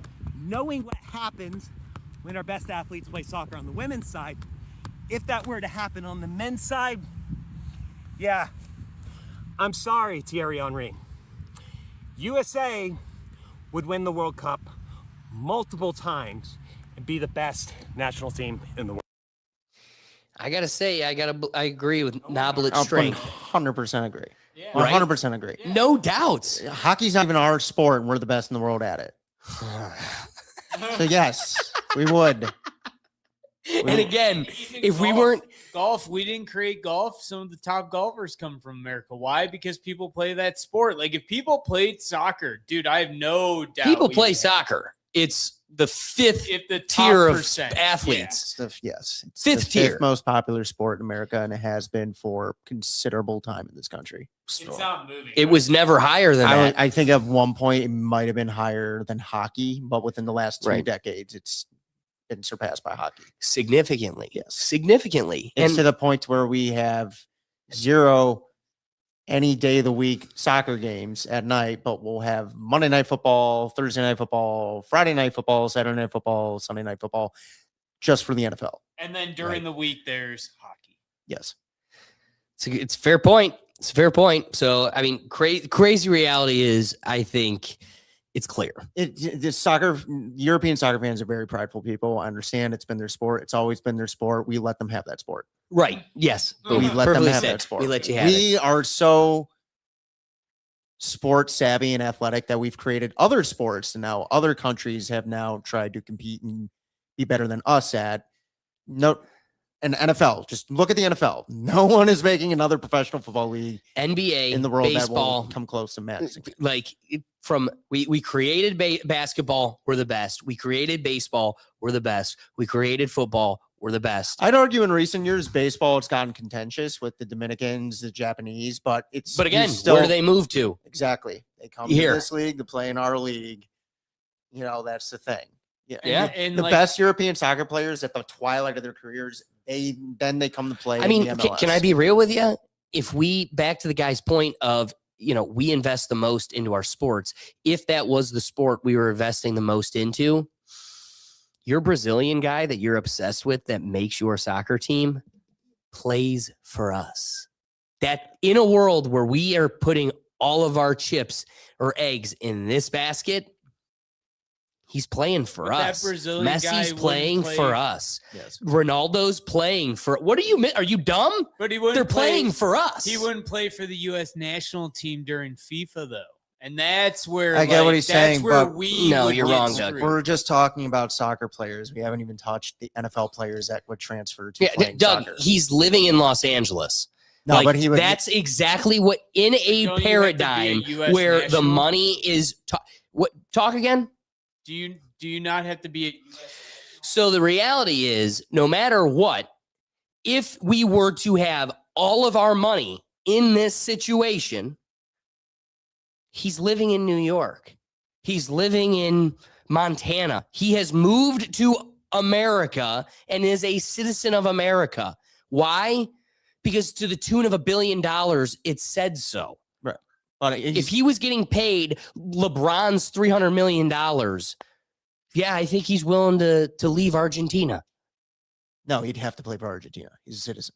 That's how. Not if you become a citizen of America. But he that's wouldn't. called Like, but that's the thing. Money talks. It's like Christian Pulisic. It plays for AC Milan, but he's not a citizen over there. He's a citizen here. But again, AC Milan is a private club. That's a different world. Right. It'd be, you're going to move to America and we're going to pay you to be an American citizen here in America. Can you do that though at the national team? I don't know. If you why can do wouldn't that. you? You buy. What, I don't Doug? know if you can. I don't know if you can or can't though. A citizen. But like they then get to choose where they play, and so he's still. I think it's kind of like the Olympics thing. No, Doug, we can't even hear you, just so you know. But just to be clear here, you are trying desperately to take my theory and force it in a world that soccer is not our number one sport. I'm trying to have you distill your imagination and be in a world where we have been the dominant country in soccer for decades. Messi is born into Argentina, let's say, right, in a world where America is the number one dominator. Yes, yeah. They are going to recruit his ass to America, give him citizenship, and pay him to the moon to live in America and be an American citizen. And part of that agreement would be disembarking your citizenship elsewhere. Okay, I'm just not unsure if like we could do that now. Is what I'm saying. We like, could, but we're we able to. This I'm scenario, going off you're of the right. rules. You're right. We with you, would like, be if able we- to. We'd be able to pay a guy to come here. Oh, I and wasn't. he'd- I didn't even and know. we he'd could have do to. Okay, a dual citizen, like Doug said, Right. has a choice. Okay. Money can create a situation where part of the contractual agreement is that you're getting rid of your citizenship elsewhere. Okay. Or part of your contractual agreement is Doug, what does NDA stand for? Ah, cool. So I can make a non-disclosure agreement or a non-compete clause that says you agree to take my $500 million and you'll never play for Argentina in a World Cup. Oh, I didn't know. Like, Well, it's that just was actually contracts. something. That's just how contract. You could make a contract for anything. So as long as the rule is you just have to be a citizen of that country, just like take the Olympics. It's a similar type of organization where you could play for America, Right, and it's or happened, you yeah. could play for Italy if you're a dual citizen. And part of the American struggle with the Olympics is that a third of our athletic force goes and competes elsewhere. So you're always going to be up against that, but you could try to entice it with money, advantages, the perks of the job, healthcare, whatever you could do to sweeten the pot. It's we not only have the infrastructure to develop these athletes, the greater position of my point is that we also have a whole market that none of the other countries really do have, except for a handful that can go and poach players. And that would be a real threat if we in any way had a concern or investment in doing so. Oh, I see. I wasn't even aware we were able to do that currently. I know we don't, Sure. obviously, but as long as they're an American citizen. Okay. That's the caveat. That's the only rule at play here. The only controlling rule is, are you a citizen of that country?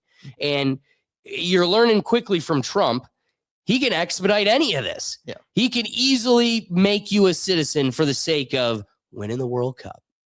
So again, it's very fantastical because we don't live in that world. We don't live in a world where that paradigm shifts to that degree. Right.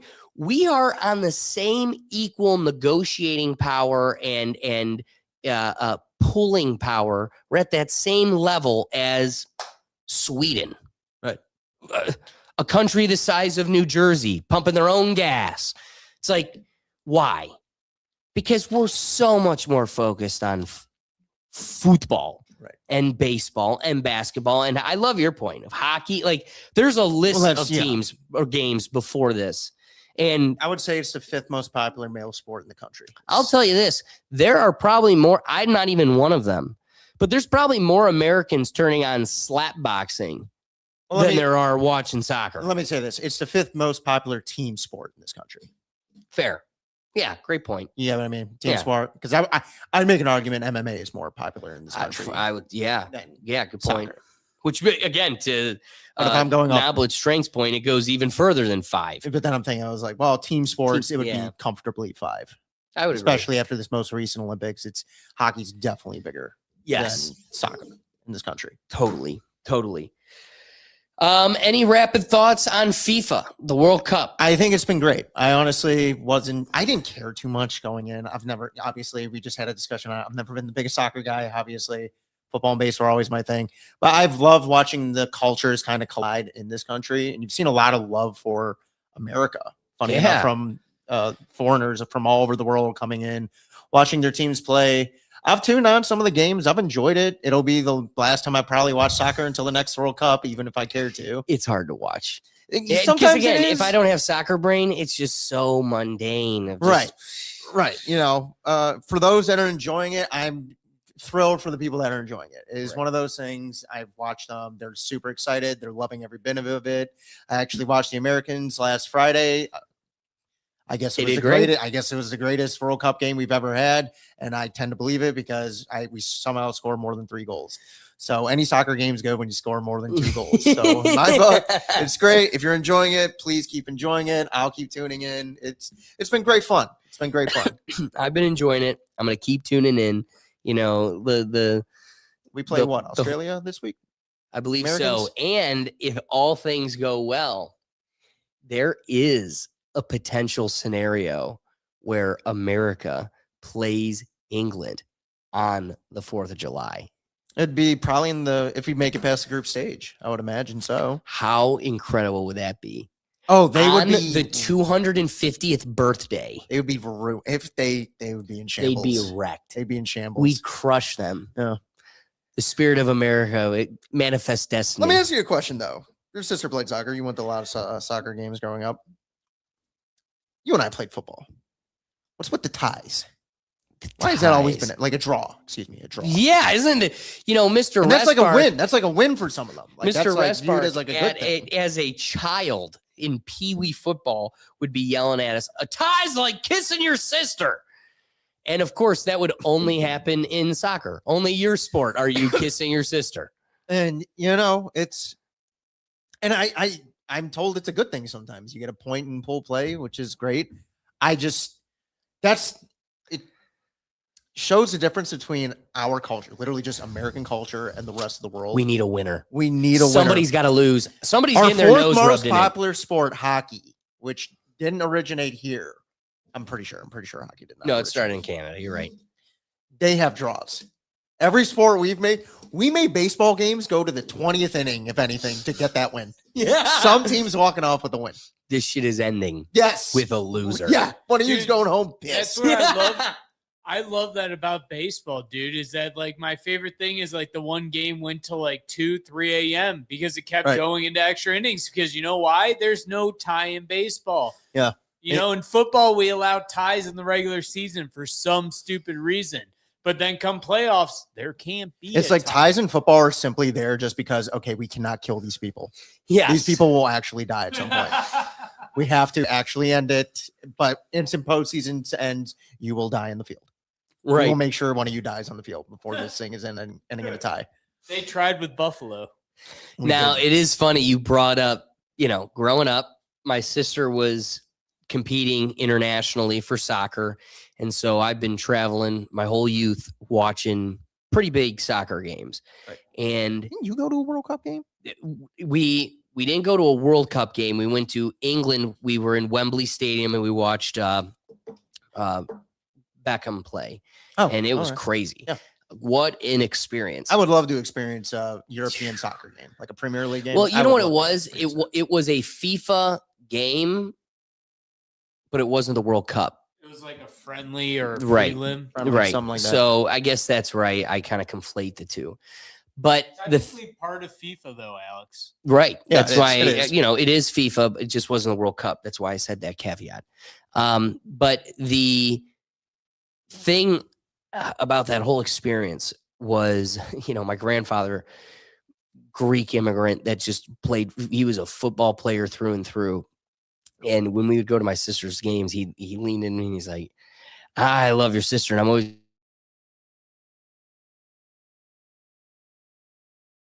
type of game. Oh, ever. so he wasn't a fan of football. He was a fan of football. Correct. And ironically, watching this past weekend, you know, going to the bars, being with friends, they want to watch the game or something, took me right back to sitting with Papu. Because it's just like, yeah. shit, this is dry. Yep. This is just we're all just sitting, waiting for something to happen. And you know what? It's funny. The same thing they'll say about baseball. It's like, I'm just sitting here waiting for shit to happen. But it's like, I'm hanging on every pitch. Right. There's a pitch and then there's a little break. But every pitch, something can happen. Like there's going to be action, whether it's a ground out, a strikeout, a pop fly, a home run. There's action. Whereas this, it's like, it's the same. There was a game this weekend. Doug, I promise, I see your hand.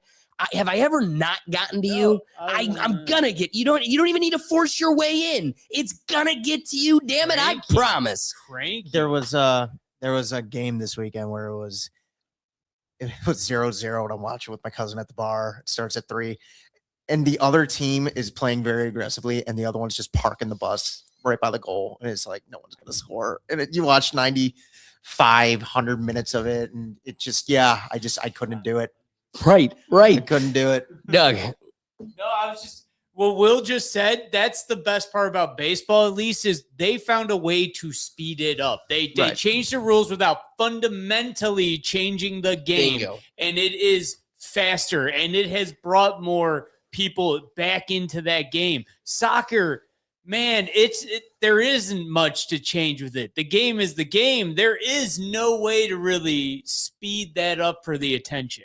Great point. Yeah, I wonder how many rule changes there have been to the game of soccer. You know what I mean? Probably very few. You know, like I'll give American sports credit, the NFL, basketball not so much. At least if they have, I really haven't paid much. But baseball, football, and baseball, they've really done a lot, I'd say, in the last 15 years to change up the rules, to change and speed up the game in certain ways. To directly address your point about how much has it changed, this and the other. Where these other countries think they have developed some sophisticated skills in their population, it's like, no. Soccer is the most accessible game in the world. Yes. Because it takes nothing to play except the ball. You don't even need nets. You can make goals out of trash cans. You don't even need goals.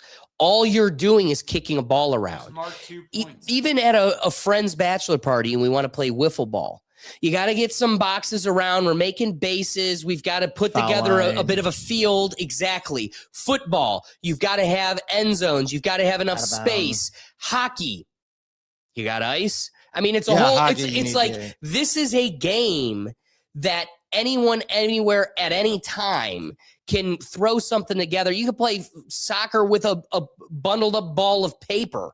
Like, it doesn't even take a literal ball. You with a stone. Like, this is a concept that couldn't, it is athletic competition at its most juvenile sense. Mm-hmm.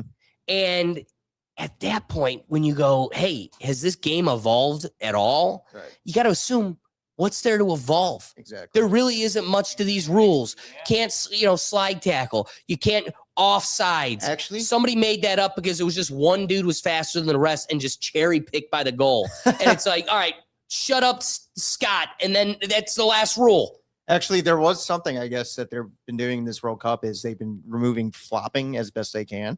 If you intentionally flop without actual contact, I guess you can get a yellow card. I guess that's, I love that. I've only noticed it in this World Cup, but I guess they started implementing that about a year or two ago. Only in FIFA do they have to actually make a rule about flopping. Yeah. You know, like, because it's a sport universally. You think of flop, you think of soccer. Well, and the funny thing is, on the flip side, the NBA doesn't make that rule because you get profited. You win an NBA exactly. championship doing it.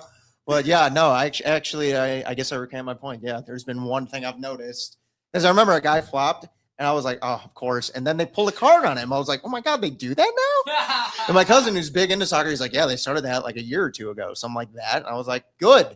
Like, good. That's a good thing to add. Well, that's exactly it, man. That's my point is, what's the one thing us novices, all three of us here, we're novices when it comes to football or soccer. What we know is the flop. Oh my God, he hit me. Oh, I'm going down. No, like, that was pretty good. That's the one thing we all know about soccer. And so that's good. funny you said that, Will. Yeah. It's like offside. I'll never, well, we all remember the first time we heard offsides. All of us. Yeah. What? How? Guy ran a perfect post route. He was open. He was open. That's the first rule we all heard. That's where the American divided, right? Where they either wanted to continue playing soccer, or they said, screw this, I'm playing football. Yeah. Like that rule right there changed it for everybody. So let's get to UFC 250, the Freedom 250, our celebration of 250 years at the White House. And we host this UFC event that gets quite a lot of attention. Leading up to the event, there was some noise that caught people's attention. Most of all, champion Sean Strickland announces to the public that he had tickets to the damn event and it got revoked because in America, you've got the freedom of speech insofar as you're not talking about one foreign country that dictates and owns us. I'm not surprised, but I got the call. I got the call. The UFC higher-ups called me, big names. And they said, Sean, I got to apologize, but you're not Israeli enough to go to UFC 250 Israel edition. The White House didn't clear you. And I'm not really surprised, I'm not really surprised. So, I think moving forward, I would like to just apologize to Israel. I'd like to say I'm sorry, I'd like to apologize to Trump. And I just want to prove that I'm Israeli enough for you guys. Like, for instance, whenever the list do another like anything. That's why he was revoked. He has a ticket to the damn event, and him being outspoken about a foreign country that controls us is the reason he can't go. Freedom of speech. But I thought this whole point was America disappeared, and Trump goes out there and says to everybody that he can't really go into it because people that by association will get prosecuted and like their names will be tarnished. I want to apologize because I don't want them to be prosecuted. Or when Trump goes and bombs the out of Iran that no Americans agree with, that cost Americans $5,000 to $15,000 to go fight Israel's war. I want to apologize. Sorry, I've been a critic of that.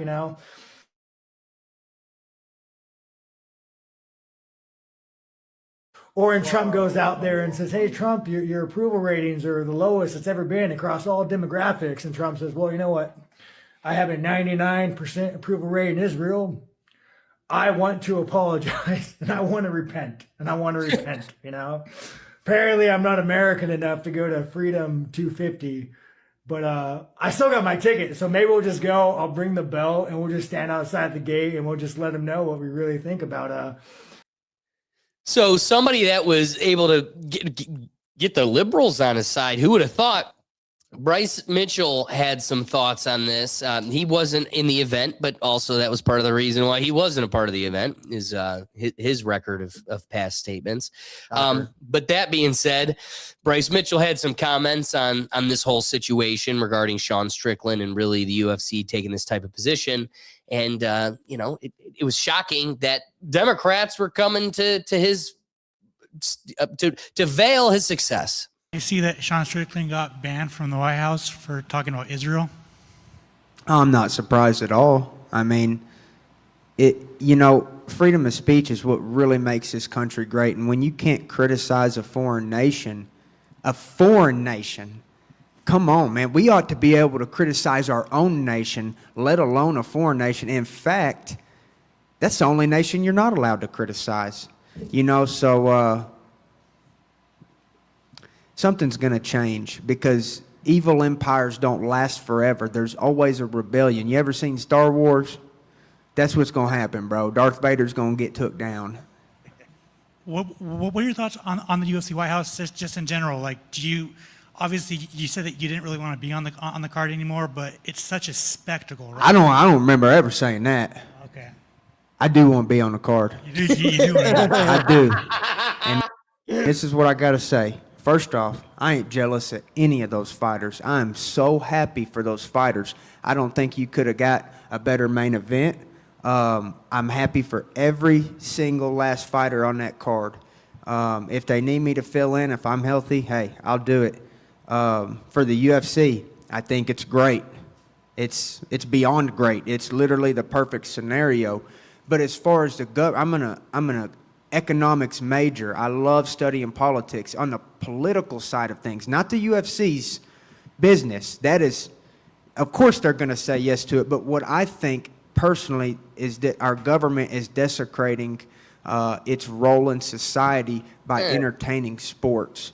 Our government is to protect and serve the people, and really should be as minimal as possible. And when you're doing all of this stuff, hosting sporting events, it's really outside of what the goal of the government was intended to be, because our tax dollars and resources are funding this operation. And like I said, I'm not criticizing the UFC. I love Dana. I love Hunter. I love Sean, Mick. I love all of them. And it's an amazing thing. It's a once-in-a-lifetime thing. But the government should never be hosting sporting events because there's more room for corruption, and we already have a corrupted government. And so that's my thoughts on it, is that the government is supposed to protect us, not entertain us. Right. I mean, there's something to be said there. But at the same time, a lot of the people were getting upset over, this is an inappropriate use of the White House. This is inappropriate. There's plenty of inappropriateness around this event, it not being the event itself. The UFC being at the White House is far from our biggest problems. It's June. Last June 1st, we did a ceremony burying a month that will never be found again in June. It's over. I won't even say the word. It's a deadly sin, so it doesn't exist to me. And it is dead. Like, I do not recognize this month as anything other than, I think it's like Men's Mental Health Day is in this month or something, or Mental Health Week. That's in this month. That's the only thing I pay a mind to. But that being said, let me take this opportunity to remind you, I don't know, what the White House lawn looked like 2 years ago. You want to talk about inappropriate events held at the White House lawn? Totally forgot about this. Making the pillars red, white, the rainbow colors with trannies I'd dancing. much rather have the flyover of our American jets. Much rather have that. Totally agree. And again, it was a beautiful event. Yes. I mean, oh just yeah, no, it really was. The display and the showmanship of the whole thing really delivered. It really did. Honestly, it turned out better than I thought it would. And everybody had their concerns. Sean Strickland's being the fight against free speech.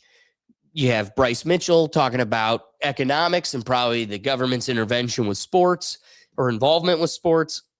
Ironically enough, UFC commentator and MMA advocate Joe Rogan wasn't a big fan of this event.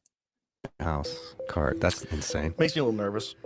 So I don't know if it's the best idea. Yeah, it seems like it would open some room for some tomfoolery. It seems like it. Yeah. The card is not what they wanted it to be, for sure. They wanted it to be like all world titles. The White House card. Ooh. Yeah. Like You going? Yeah. Unless things get crazy between now and then. But the idea of them fighting outside in Washington, D.C. in the middle of the summer sounds crazy to me. You ask someone to dehydrate themselves, to cut weight, and there's going to be bugs. Imagine getting lit up by mosquitoes while you're mounting a guy. You hear him and you hear it's a terrible idea. I hate it. There was a couple inches of rain in that cage. That was a crazy show. If you're fighting at an elite world championship level, you should be fighting in a controlled environment. The White House thing is odd. I don't like it. I don't like the idea of fighting outside at all. Well, there's problems with it. And then Done it too many it's times. June, and it's DC, and we looked it up. The last time, like last year, same day, it was 100 degrees. Yeah. Oh, That's hot as fuck. And you add the lights. Oh, yeah. Yeah, the lights. You add the lights. That attracts bugs. How about dehydration? Oh, yeah. Yeah, the bugs are a big one. Go back to... I just don't think that you should compete in a world championship fight in a non-controlled environment. Yeah. I think it should be inside an air-conditioned arena. It should be a controlled environment, just like you don't ask someone to do any other. You wouldn't ask them to play a world championship basketball game outside in the sun. That'd be crazy. But it's going to be a pain in the butt. A fucking roof. Well, and they did do that, but it is an interesting take because, like he pointed out, this isn't a prelim fight. Right. This is the highest caliber fighters, and you could have a bug buzzing in your ear as you're worried about ducking a left hook. I mean, the whole thing is It's an interesting take, and it's one we've never seen before. right. And oddly enough, it really wasn't at play this weekend. As much as they kind of over prepared and talked this whole thing out to exhaustion. It really didn't have an effect. Right. At least so we've heard. You didn't hear any of the guys talking about like bugs flying around. No, you didn't hear any excuses of those natures. Plus, I really dehydration. don't think about what DC is. Maybe gnats will attract the lights, yes, but it's a wide open plain. I gotta believe beyond day bugs like bees and wasps, like butterflies. I really don't. I'm sure they have mosquitoes. Bill Gates has been to DC before, so I'm sure they got mosquitoes, but probably not to the degree if you were to be doing it right here in the middle of Cleveland. Well, I think his best point was just the heat, the outside nature of it being, you don't know what kind of day it could be. It could be a night like tonight where if you went outside, it feels like 70 degrees right now and a cold front's coming in, or it could be one of those 100-degree days during the day and all of a sudden it's still 90 degrees. 85 and humid. Yeah. Yes. Well, and it is funny, not to go back to a topic we've departed from already, but getting back to the FIFA thing, it is funny how many teams are struggling with our weather. They have a dehydration break during soccer games now. Yes. Yeah. Yes. Never seen that before. Well, we had that in football even back in the day where if it was too hot, they require you to do it.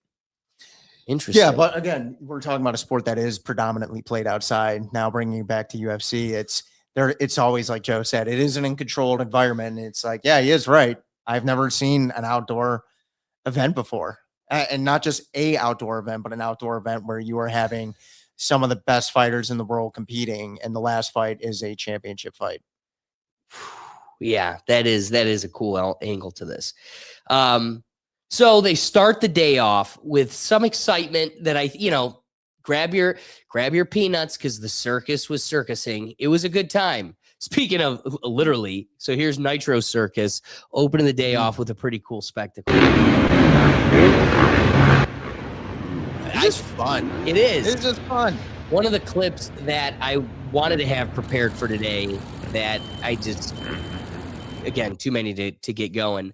was the guys from Nitro Circus grabbing Dana White at an event going like, hey, we gotta jump the White House lawn. And he's like, what, are you talking about at the UFC event? And they're like, yes. And he's like, we will make that happen. It's just cool. Like, the world's their oyster. And they're making the most of it. You could just do things. And it's just a cool shot. Yeah. I mean, so it's again, just you fun. had past, they're all upset as they do tranny concerts on the White House lawn. It's like past presidents have put on plays, they've held concerts, they've put on events. This is not abnormal. And to make this anything other than that is a little bit outrageous. But that doesn't mean we ignore the real peculiarities of this event. So we're going to get into that. First, Sean Strickland's like, hey, I had tickets. I'm a champion of the league, and they're keeping me out because I'm outspoken against a country that is foreign to us but controls us. And I just want to remind you that Dana White has always held the position that he does not stifle free speech. I don't tell anybody to do anything. I don't try to control any other human beings in any way, shape, or form. They do it this way. I say it all the time. We're in the fight business, and if you get your feelings hurt that bad, you probably shouldn't ask the type of questions when you know the answer you're going to get from Strickland. Let's start there. You know what I mean? If you ask him, you know who he is, and if you ask him a certain question, he was baited in that question. I don't give anybody a leash. Well, I'm saying a leash. I'm like free speech. Control what people say. Going to tell people what to believe. Going to tell people. I don't tell any other human being what to say, what to think, and there's no leashes. No leashes. Don't tell them what to think. Don't tell them what to say. Well, Sean Strickland was like, hey, you might take away my ticket and you may not give me clearance to the White House, but I'm coming to this event anyway, regardless. So if for those that don't know, there was the White House lawn, and then there's the Washington Memorial and the giant park, and they put together a concert stage. Zach Brown Band performed there. They had the fights being displayed. They had a big boxing ring just for kind of play and recreation like this. And Sean Strickland showed up to the event, and look at the mass of police that they use to remove him. They don't even do this to terrorists in DC, let alone what's his crime? I'm sorry, I must.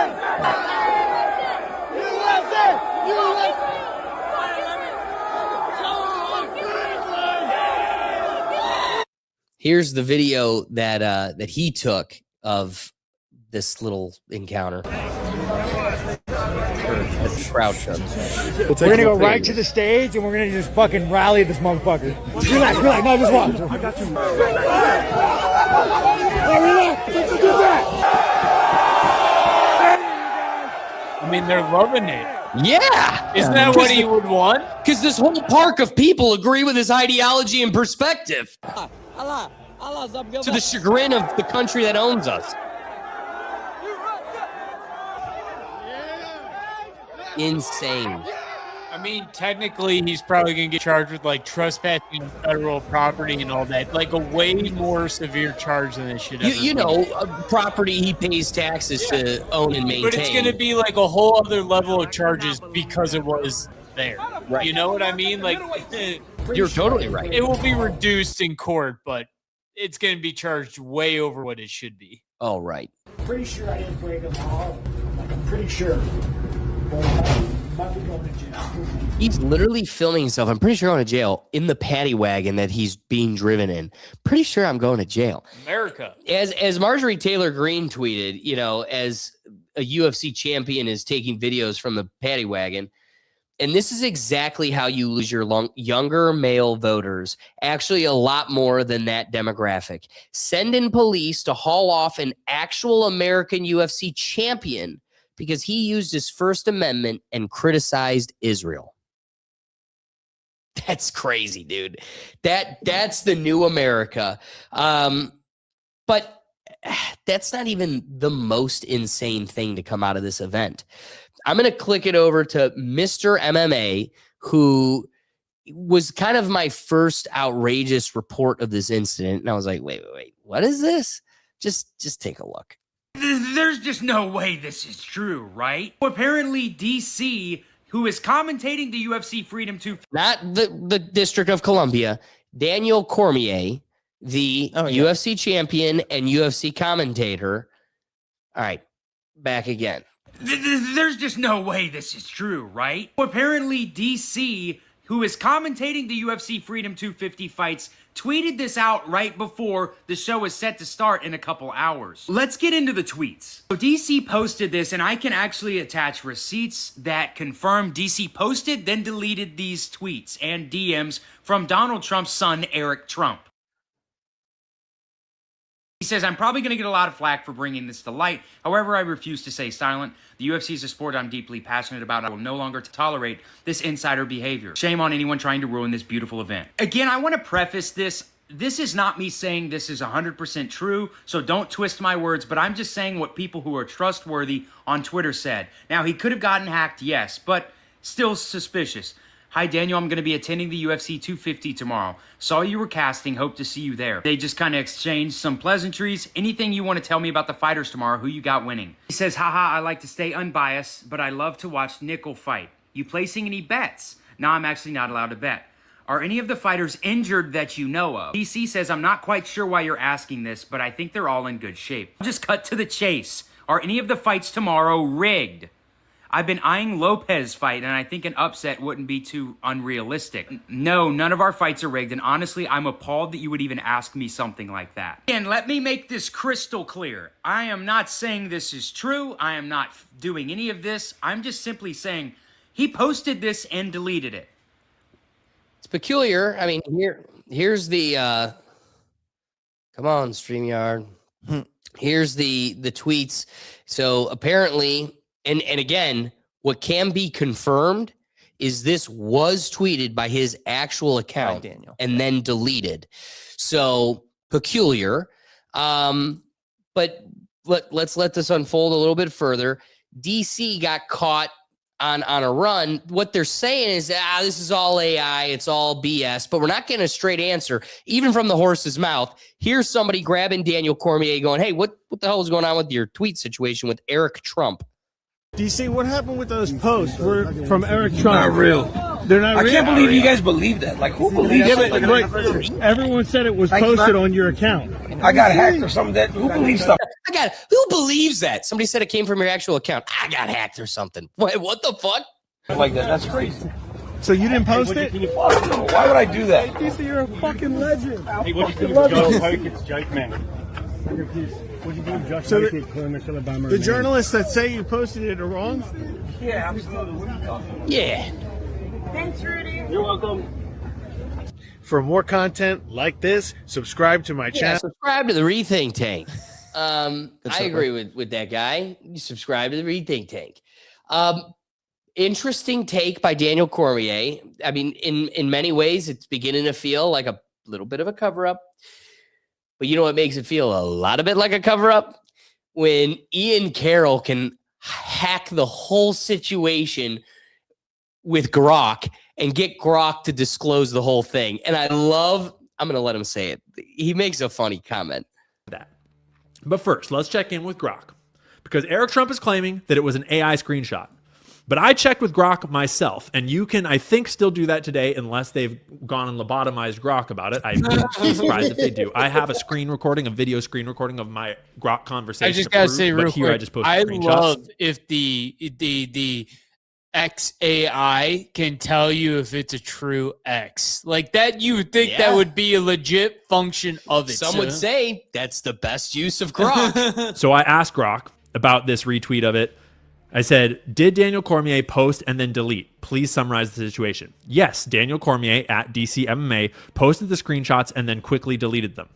Then a summary of it. On the evening of June 14th, shortly before the Link Cernovich post, Cormier briefly posted screenshots of what appeared to be Instagram DMs from Eric Trump. He accompanied them with a caption along the lines of, I'm probably going to get a lot of flack, blah, blah, blah, blah. So Grok directly to me confirmed that post did get made from Daniel Cormier's account, and then it did get deleted. So that's that. So right?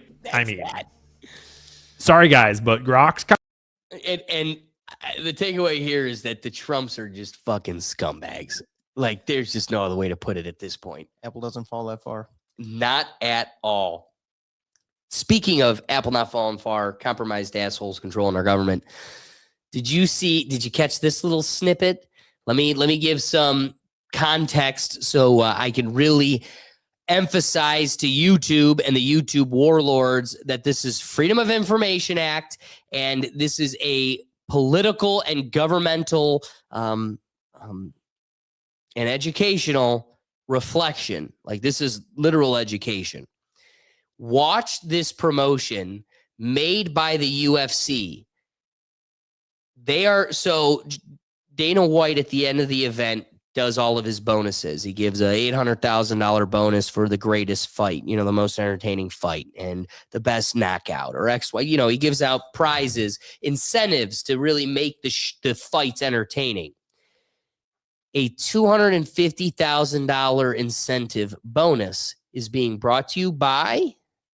Also, tonight's $250,000 performance bonus in USD1 is presented by World Liberty Financial. USD1 is a digital dollar, faster and cheaper, available on leading exchanges. Yeah, so being brought to you by World Liberty Financial, which is the digital coin that Eric and Don Jr. own and distribute. They're major investors in. Dude, I heard crypto mentioned more that fight than any other time. But Doug, you were the only one that was here during my big podcast presentation on the Trumps. And one of my major positions that I laid out is how the Trumps are taking over the crypto industry, and they're using their governmental influence to help facilitate that. And it's just like, yeah, Daddy Warbucks didn't really personally profit, but as you'll see as we get into the view, when they disperse, he's not personally profiting, but all of the entities that was once tied to him are in trusts controlled by his kids. So just don't forget it. Speaking of compromised assholes, can we get one last clip of Joe Rogan in here? I don't want to spoil. Will, really, you should watch this. And anybody out there, I've made it clear I'm a big fan of podcast cringe. Like, I think that guy does this show well. I'm taking from his show. He did one this week. This is the first 2 minutes, not even first minute. But it is crazy how all of his best friends and like Cameron Haynes was one of, like, that's the Tom Papa back in those days. This is a guy that was on more than most, and he loved having him on because this is my boys talking about like what we love: hunting, bow, archery, hiking. Like, they share that bond. Plus, Cam Haynes is super, super, super sponsored by Under Armour. So Cam is able to get him, exposed to all these great trips and everything. They work. They're two besties. Okay.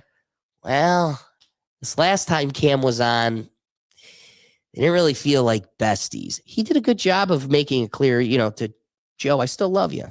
But the whole episode is him trashing the administration and trashing influencers being used by the government. Just an interesting discourse here. The White House all the time. And let me be clear, check out this episode of Podcast Cringe, because there's so much more. Like, Cameron Haynes just is unrelenting, not letting Joe escape it. It's an entertaining one. You're at the White House all the time now. I've been there a couple times. Okay. Yeah, it's weird. It's very weird. It's also very weird because as much as people hate Trump and hate his decisions and hate what he's doing and hate how he talks, and my experiences with him personally have always been fun, unfortunately. Yeah. Unfortunately for everybody else. America first. That sounded good to me. And it feels like this isn't any of that.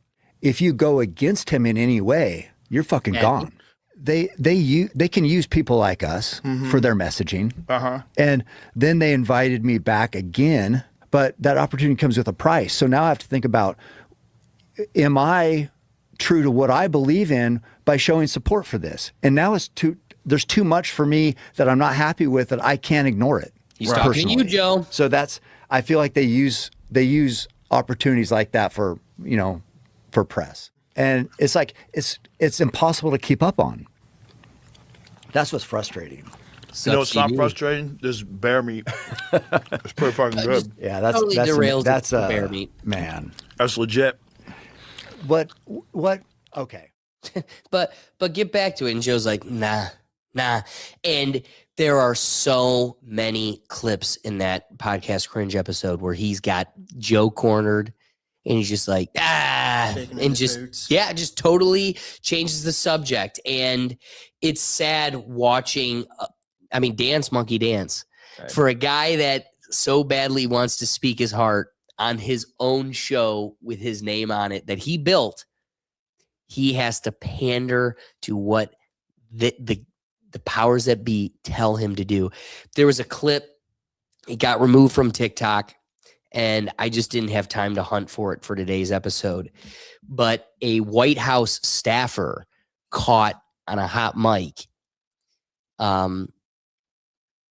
Lutnick fighting with JD Vance about who is going to take the guest appearance on the Joe Rogan podcast coming up. And it's like, wait, that's for you guys to decide, right? Not Joe? Yeah. Who's calling the plays here? Yeah. Clearly Joe ain't calling the plays on his own show anymore. And it's sad and pathetic. But let's get to one of the most exciting things possible that came from this fight. And it is a circus clown. I got to get back to what was being brought up at the beginning of the episode. Brad Richardson was talking about Josh Hockett and all the chaos that came around his weird escapades. He's got some antics. He's got, antics to say the least. It is, I'm trying to find his comment because it was really truthful. The dude was weird, and sometimes you should just save them for themselves and not allow them to just rant off stupid shit. He was clearly mentally unstable.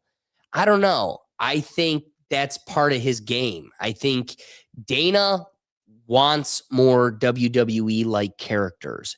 And so this guy, did you see what he did at the weigh-in? Yeah. He had a mouthful of applesauce or something and pretends to puke on himself. And he's like pretending to be drunk. And all of it is clickbaiting and just trying to get attention. And I got to tell you, dude, it works. So let's just get to the Josh Hockett clip that kind of sparked all the dialogue. He wins this fight against, a legend. Yeah, Derek Lewis. And I think all of America's rooting for Derek Lewis. I also think Monday you had one of the most noteworthy comments about Derek Lewis, which is he's the next Dustin Poirier.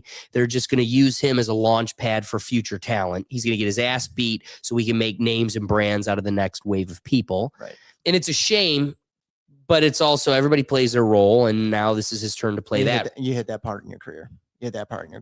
Right. Right. Tony Ferguson was at for a minute. He was just a punching bag for guys. And so that's kind of what I think happened here. I think Josh Hockett was really kind of promulgated. He was given a punching bag. Yes. Well, and given a platform. We were giving him the pedestal. We're putting him on the platform. We're giving him a platform, put him on the pedestal. So here's him post-fight making waves. And lastly, Michelle Obama is a man. Am I right, America? You made a ton of news officiating the wedding in New York yesterday. Is this like a new cottage career move for you? I am so excited. Okay. And I should do very well because I don't charge. And do you think that the country will see the United States will see the first gay president or the first woman president? We already have it with Obama. First woman president. We have it with Obama. What do you mean there, Joan? Let's just calm down. Got it. It's funny how she's Michelle is a trans. No, Michelle is a trans. Hey, pull that one down. I'm sorry, she's a what? We heard it. A transgender. We all know. Oh my gosh. A transgender. We all She looked know. pretty healthy here. It's crazy that she died a week later. Wild stuff, just a coincidence. Hey, Doug, I'm sure you know this, but The View had a view. Night, you know who celebrated his 80th birthday at an event billed as UFC Freedom 250. You know who. Bitch, no one knows who. No one knows this guy. This is the first he's been on the scene. You know who. Oh, no. As if you've talked about him before. No, she's talking about Trump. Oh, she's talking about Trump. She's saying You know who celebrated his 80th birthday and an event billed as UFC Freedom 250, featuring cage matches on the South Lawn of the White House. White House denies accusations that he's cashing in on the event, saying there's no conflict of interest because you know whose assets are in a trust managed by his kids. If it's in a trust and I'm managing it, maybe he's not going to get no money. But if it's in a trust and his kids are managing it, they might get some money. He might get some money. But that's neither here nor there. There was also one fighter who used his victory speech to make a derogatory slur against... Slur. Buckle up, boys. This bitch is a slur. It's going to get very... Watch the offense bleed out. Buckle up. It's a slur. Against former First Lady Michelle Obama. What did you make of yesterday's... I want to see moms in their living room booing at the TV, too. Boo. I wish my mom would boo Whoopi. That's what I was thinking about. I wasn't going to say it. Doug said it. Just in the living room, making Doug's mac and cheese. Boo. My biggest complaint with The View, knowing my mom watches it, is that they are part of the 1%. And they bitch more about the 1% and what they should do with their money more than anyone else. Well, why don't they do what they preach? Oh, because they'd lose their money. They get paid to bitch about the 1% while sitting in the 1%. I love you, Dick. I fucking hate this show. What did you make of yesterday's event? I do want to address the derogatory slur made about the former First Lady Michelle Obama, because I think it's important to address. And we won't dignify what was said by repeating it, but you should look it up. And I think the reason that it's important is because for a long time... That's a slur now. Having a pakaka is a slur. We knew that. We've really, known that. you could call anybody, you could call it out on anybody, but if you call it a black person, it's a slur. Give me the logic on this, slavery educator. And the roots are in slavery. Black women have been slurred and made to feel that they were unattractive. And the roots are in slavery. Black women have been slurred and made to feel that they were unattractive, made to feel that they were masculine, made to feel that they were, they didn't have the femininity that a white woman would have. And so there's this intersectionality between racism and sexism that was on full display at the White House. The crowd laughed at the statement, and the president of the United States smirked. You booed. Doug's mom booed. I cheered. I was like, woohoo!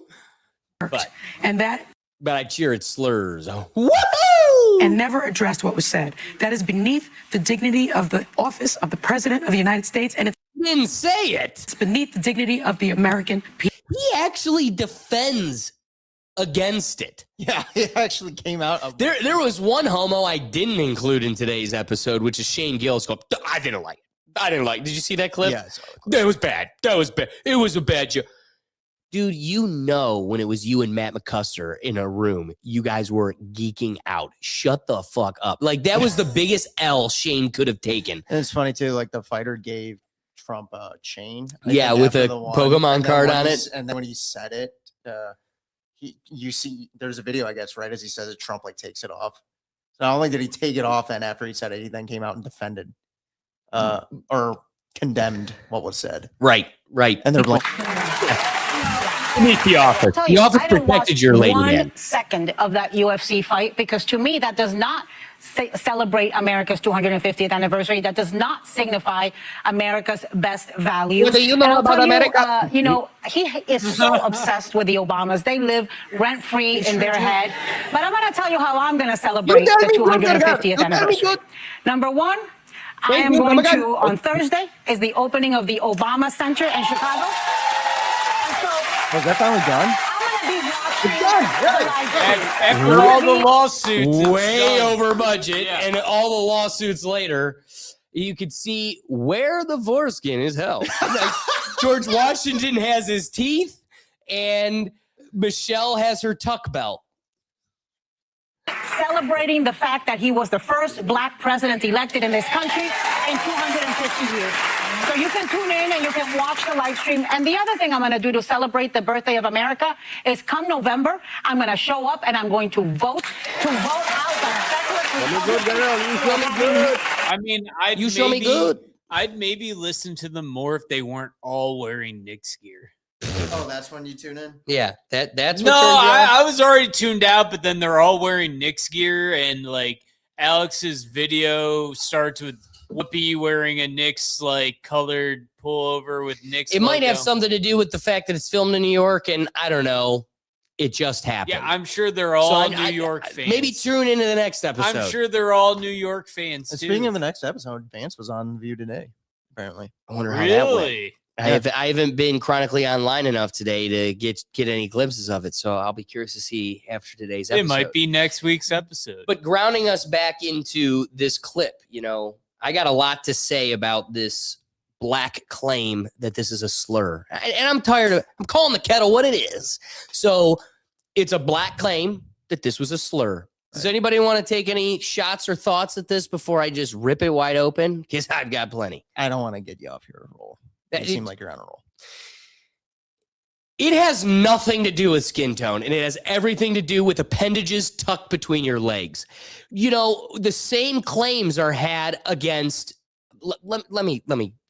What is the slur when I go, Barbara Bush was a man? In foreign affairs, George is the only person running for president who has been a congressman, the ambassador to the United Nations, that's the claim here. chief of the U.S. liaison office to the People's Republic. This chick is manlier than my dad. She just looked over and was like, let me tell you about the world economics. Republic of China, a fourth of the world's population, incidentally, and the head of the whole intelligence system. So there's no question about that. There's nothing supposed to be a chick, dude. Wrong with having a president who knows something about something, incidentally. Though I'd never worked in this field. Well, I did once in Washington a little bit. But I thought I would push. It has nothing to do with race. This victim card needs to go away. It has everything to do with pequeños in pantalones. That's exactly what we're talking about here. But just racist fuel hate. It's overwhelming amounts of evidence. So Joan Rivers says that once and then dies a week later. Mysterious. Yeah, how did Joan go? Yeah, it's a curious thing. Then we got this Barack Obama slip up that will live in infamy. Distinguished guests and men and women of the finest military in the world. And most of all, Admiral Mullen, Deborah, Michael, and I also want to acknowledge your son Jack, who's deployed today. What's that reading mistake? All of you have performed extraordinary service That's a to our country. Freudian dick slip. Freudian slip. That's the Freudian slip. No, but this is the Freudian dick. This is Ellen dancing. This, I think, was always the evidence that just sold it for me. What is that? A keychain? It's so bad. Dude, it's so telling. I don't see any pockets in those pants. Doug raising facts. I didn't even know. Doug, I didn't even notice that. You're so racist. You noticed the word pockets. Look at that. No pockets, but a D. Is it really that refutable? I know I have got more evidence. Why would Joan Rivers. Why would you put her in white pants? She's hot in LA. She was feeling breezy, and she got too comfortable with the breeze. She really didn't expect to be jiving up there with Ellen, throwing it back and forward, back and forward, back and forward, back and forward. The elephant tusk is out. Are there photos of her pregnant? None. Really? So again, I just had this talk with my dad getting prepared for today's episode. If it was such an international dialogue that it was becoming a conversation of international concern, and I love playing the victim. And if I desperately wanted to show these white assholes as racist, do you know how quick I would just pluck a piece of hair on that? I'd be like, we're doing this damn thing. And I'm going to a doctor's office and I'm going to film you plucking my hair. Done. And then it's going to show a mixture of chromosomes. Oh, dude, Alex, man, people went on Maury and, all Yeah, that. dude, we just got to the do a Baracks. DNA You test. are a man. Running with the camera. E.T. sitting over there like, I think I need to go home. Oh, no. But back to the pictures of being pregnant. I know that my inquiry is too extreme. My dad's was like, just show me a picture of you being pregnant and I'll go my own way. Pretty tough to do back at the racist claims of Whoopi Goldberg. I'm coming at you with more evidence, Whoopi. How do you explain their kids' real parents? So these are senators that clearly are the real parents, right? The people on the left are the ones that birthed the children in the middle, and the gays on the right are the ones that are taking credit for it. Here's more. I'm sorry. The proof is in the put. You literally have a match for both parents. Yeah, that is uncanny. It's hard to not notice. It's really hard not to notice. The racism is the evidence. That's what it is. It's not that I'm racist. It's that I'm overwhelmingly burdened with evidence, and there's zero evidence to balance all the shit I give you beyond, well, if you don't believe me, you're racist. Well, my eyes are looking at a picture that's telling many different stories. Well, the awkward one is definitely the one on. Could you go back to the last Yeah. one? The bottom right. I could see Barack and I think Malia. I think that's the top Yeah, the one in the top middle. one. Yes. Just in the smile. I agree, but however, the chins. The chins, yes. Barack has a pointy, narrow chin. Pointy, narrow chin, yes. But neither of them have that flat chin. No. People on the right possess the genetic code of the two middle children's chin. Yeah. Period. Alex, you're talking chins. The only thing I know for sure is that a cleft chin is genetic. And so if you are born with a cleft chin and neither of your parents have it, that is an immediate sign you were If I was racist, I'd say the nose all makes sense, and then I wouldn't be looking at this, but I am. Sit on it for a second. I can't stand these people. I think we need to just bring some levity to the situation. I think that was like the third fight too. Sure. But you know what the better fight would have been? This card would have been so much better if you gave the people what they wanted.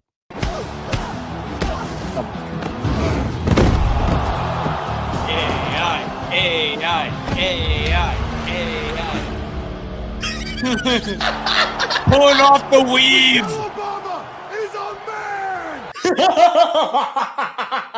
Dude, some guy immediately got on the internet during the fourth fight and made that. The internet is relentless. Oh, can't yeah, dude. Fatality. Michelle Obama is a man! The internet is so fun, dude. AI's getting really good.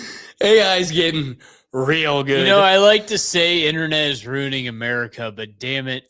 That was a win. Yeah, we're well past it. Now we're going down in a blaze of glory. Yeah. So yeah, that was all a good time. But look at this. We got one last chapter of the UFC thing or Freedom 250. But before we close it out, I want you to see this little clip from Sugar Sean, his fight, talking about the walkout. This is just entertaining. This is funny.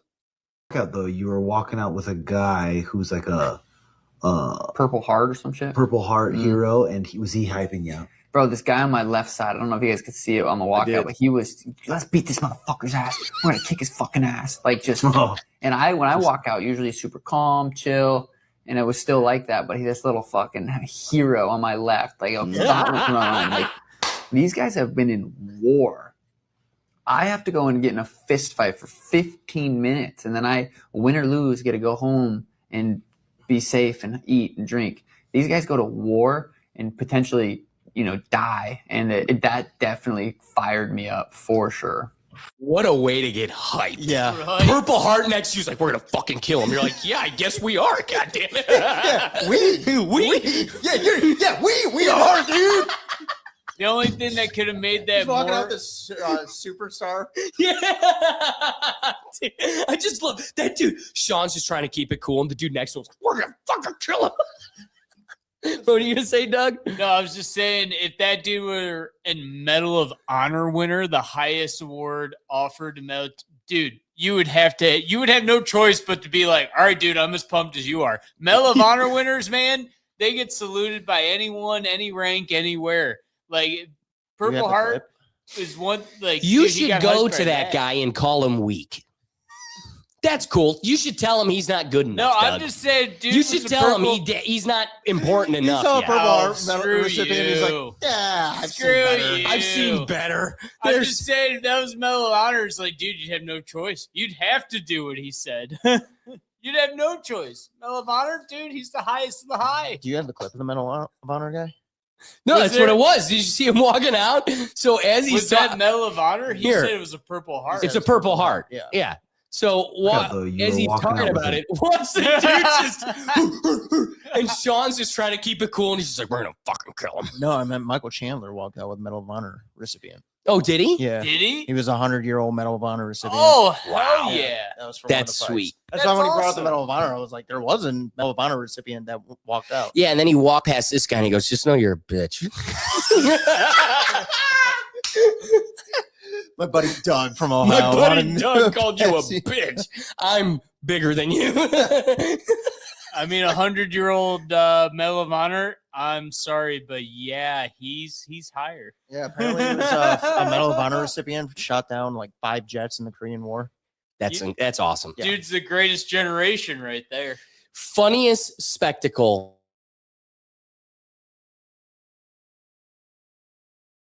Whole night, the main event. Yes. What an awesome walkout from the Oval Office where Homelander lost his powers and had his head smashed. I mean, and that's where I know it from. That's where I know it from. I've seen this scene before. Spoiler, guys. Spoiler for people at Guess home. what, Doug? Catch up. Well, people at home may not have. Spoiler. You spoiled it. I was just going to keep moving on. That being said, that didn't happen. Here's the walkout from the Oval Office that I thought was like a crowning jewel of the evening. He walks by it. Auto pen. That's hilarious. Wait, what? The auto pen. What says auto? It's the Hall of Presidents. If you look, the second picture right there is a piece of paper with a pen. It says Joe Biden. Oh. President auto pen. Yeah. Then Donald J. Trump.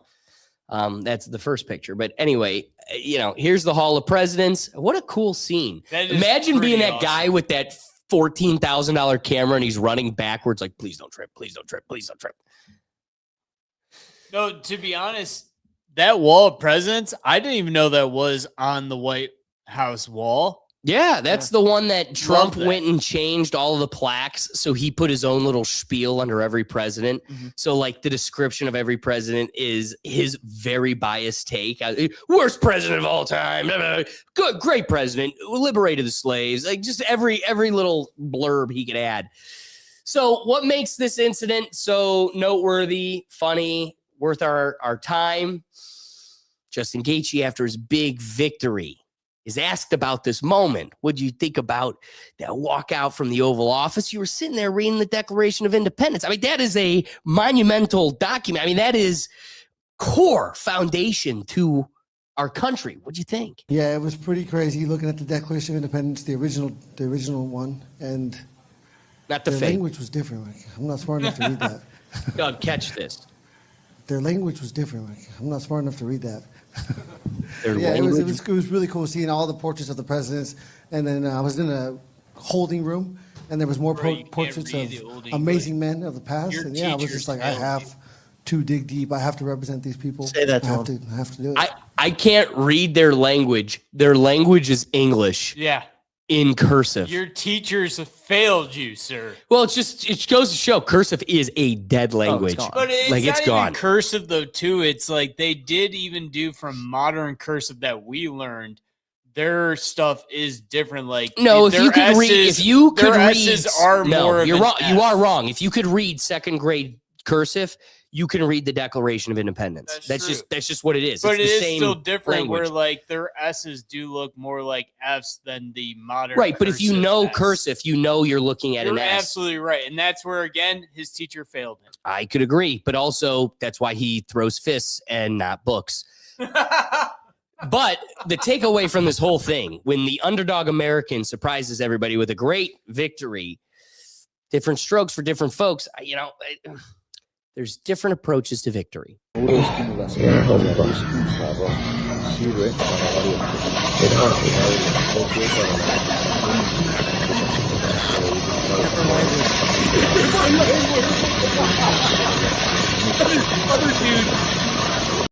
Is locked up the wires and tech. He's training like a son of a gun.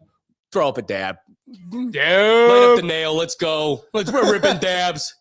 All right, we're closing out the episode. We're done for the day. We've had our circuses. We've had our peanuts.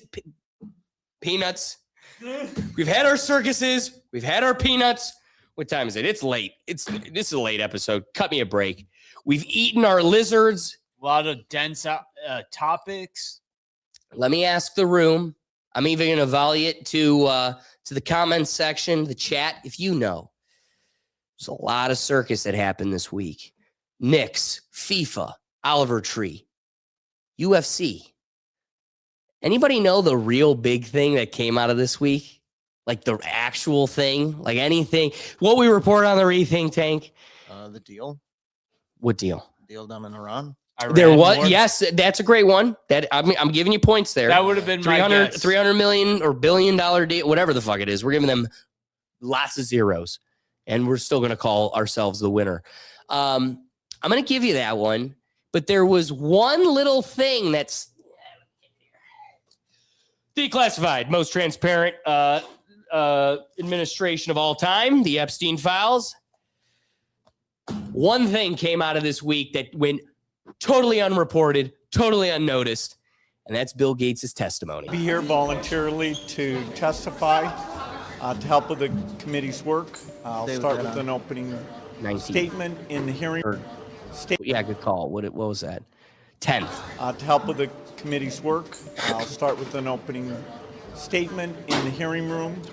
I hope my testimony is helpful to the important work of the committee to find justice for the victims. To find justice for the victims. Yeah, your wife called you the perpetrator, homeboy. That being said, yeah, something you know noteworthy. Nerd, as the Aussie with the giant rack eating Chipotle says, take some nerds, and the nerds would tell you that nothing's going to come of this, but at least it's one little footnote of the week worth bringing up. We appreciate you guys joining us. If we made you laugh, if we made you think the best thing you could do to support this show is hit that like button. And if you liked, then someone else you know will too. So please be sure to share, because that's what helps us in this fight against the algorithms. And with all that being said, we're here every Tuesday at 8 p.m. Eastern time. So make sure you subscribe and hit the notification bell so you don't miss us.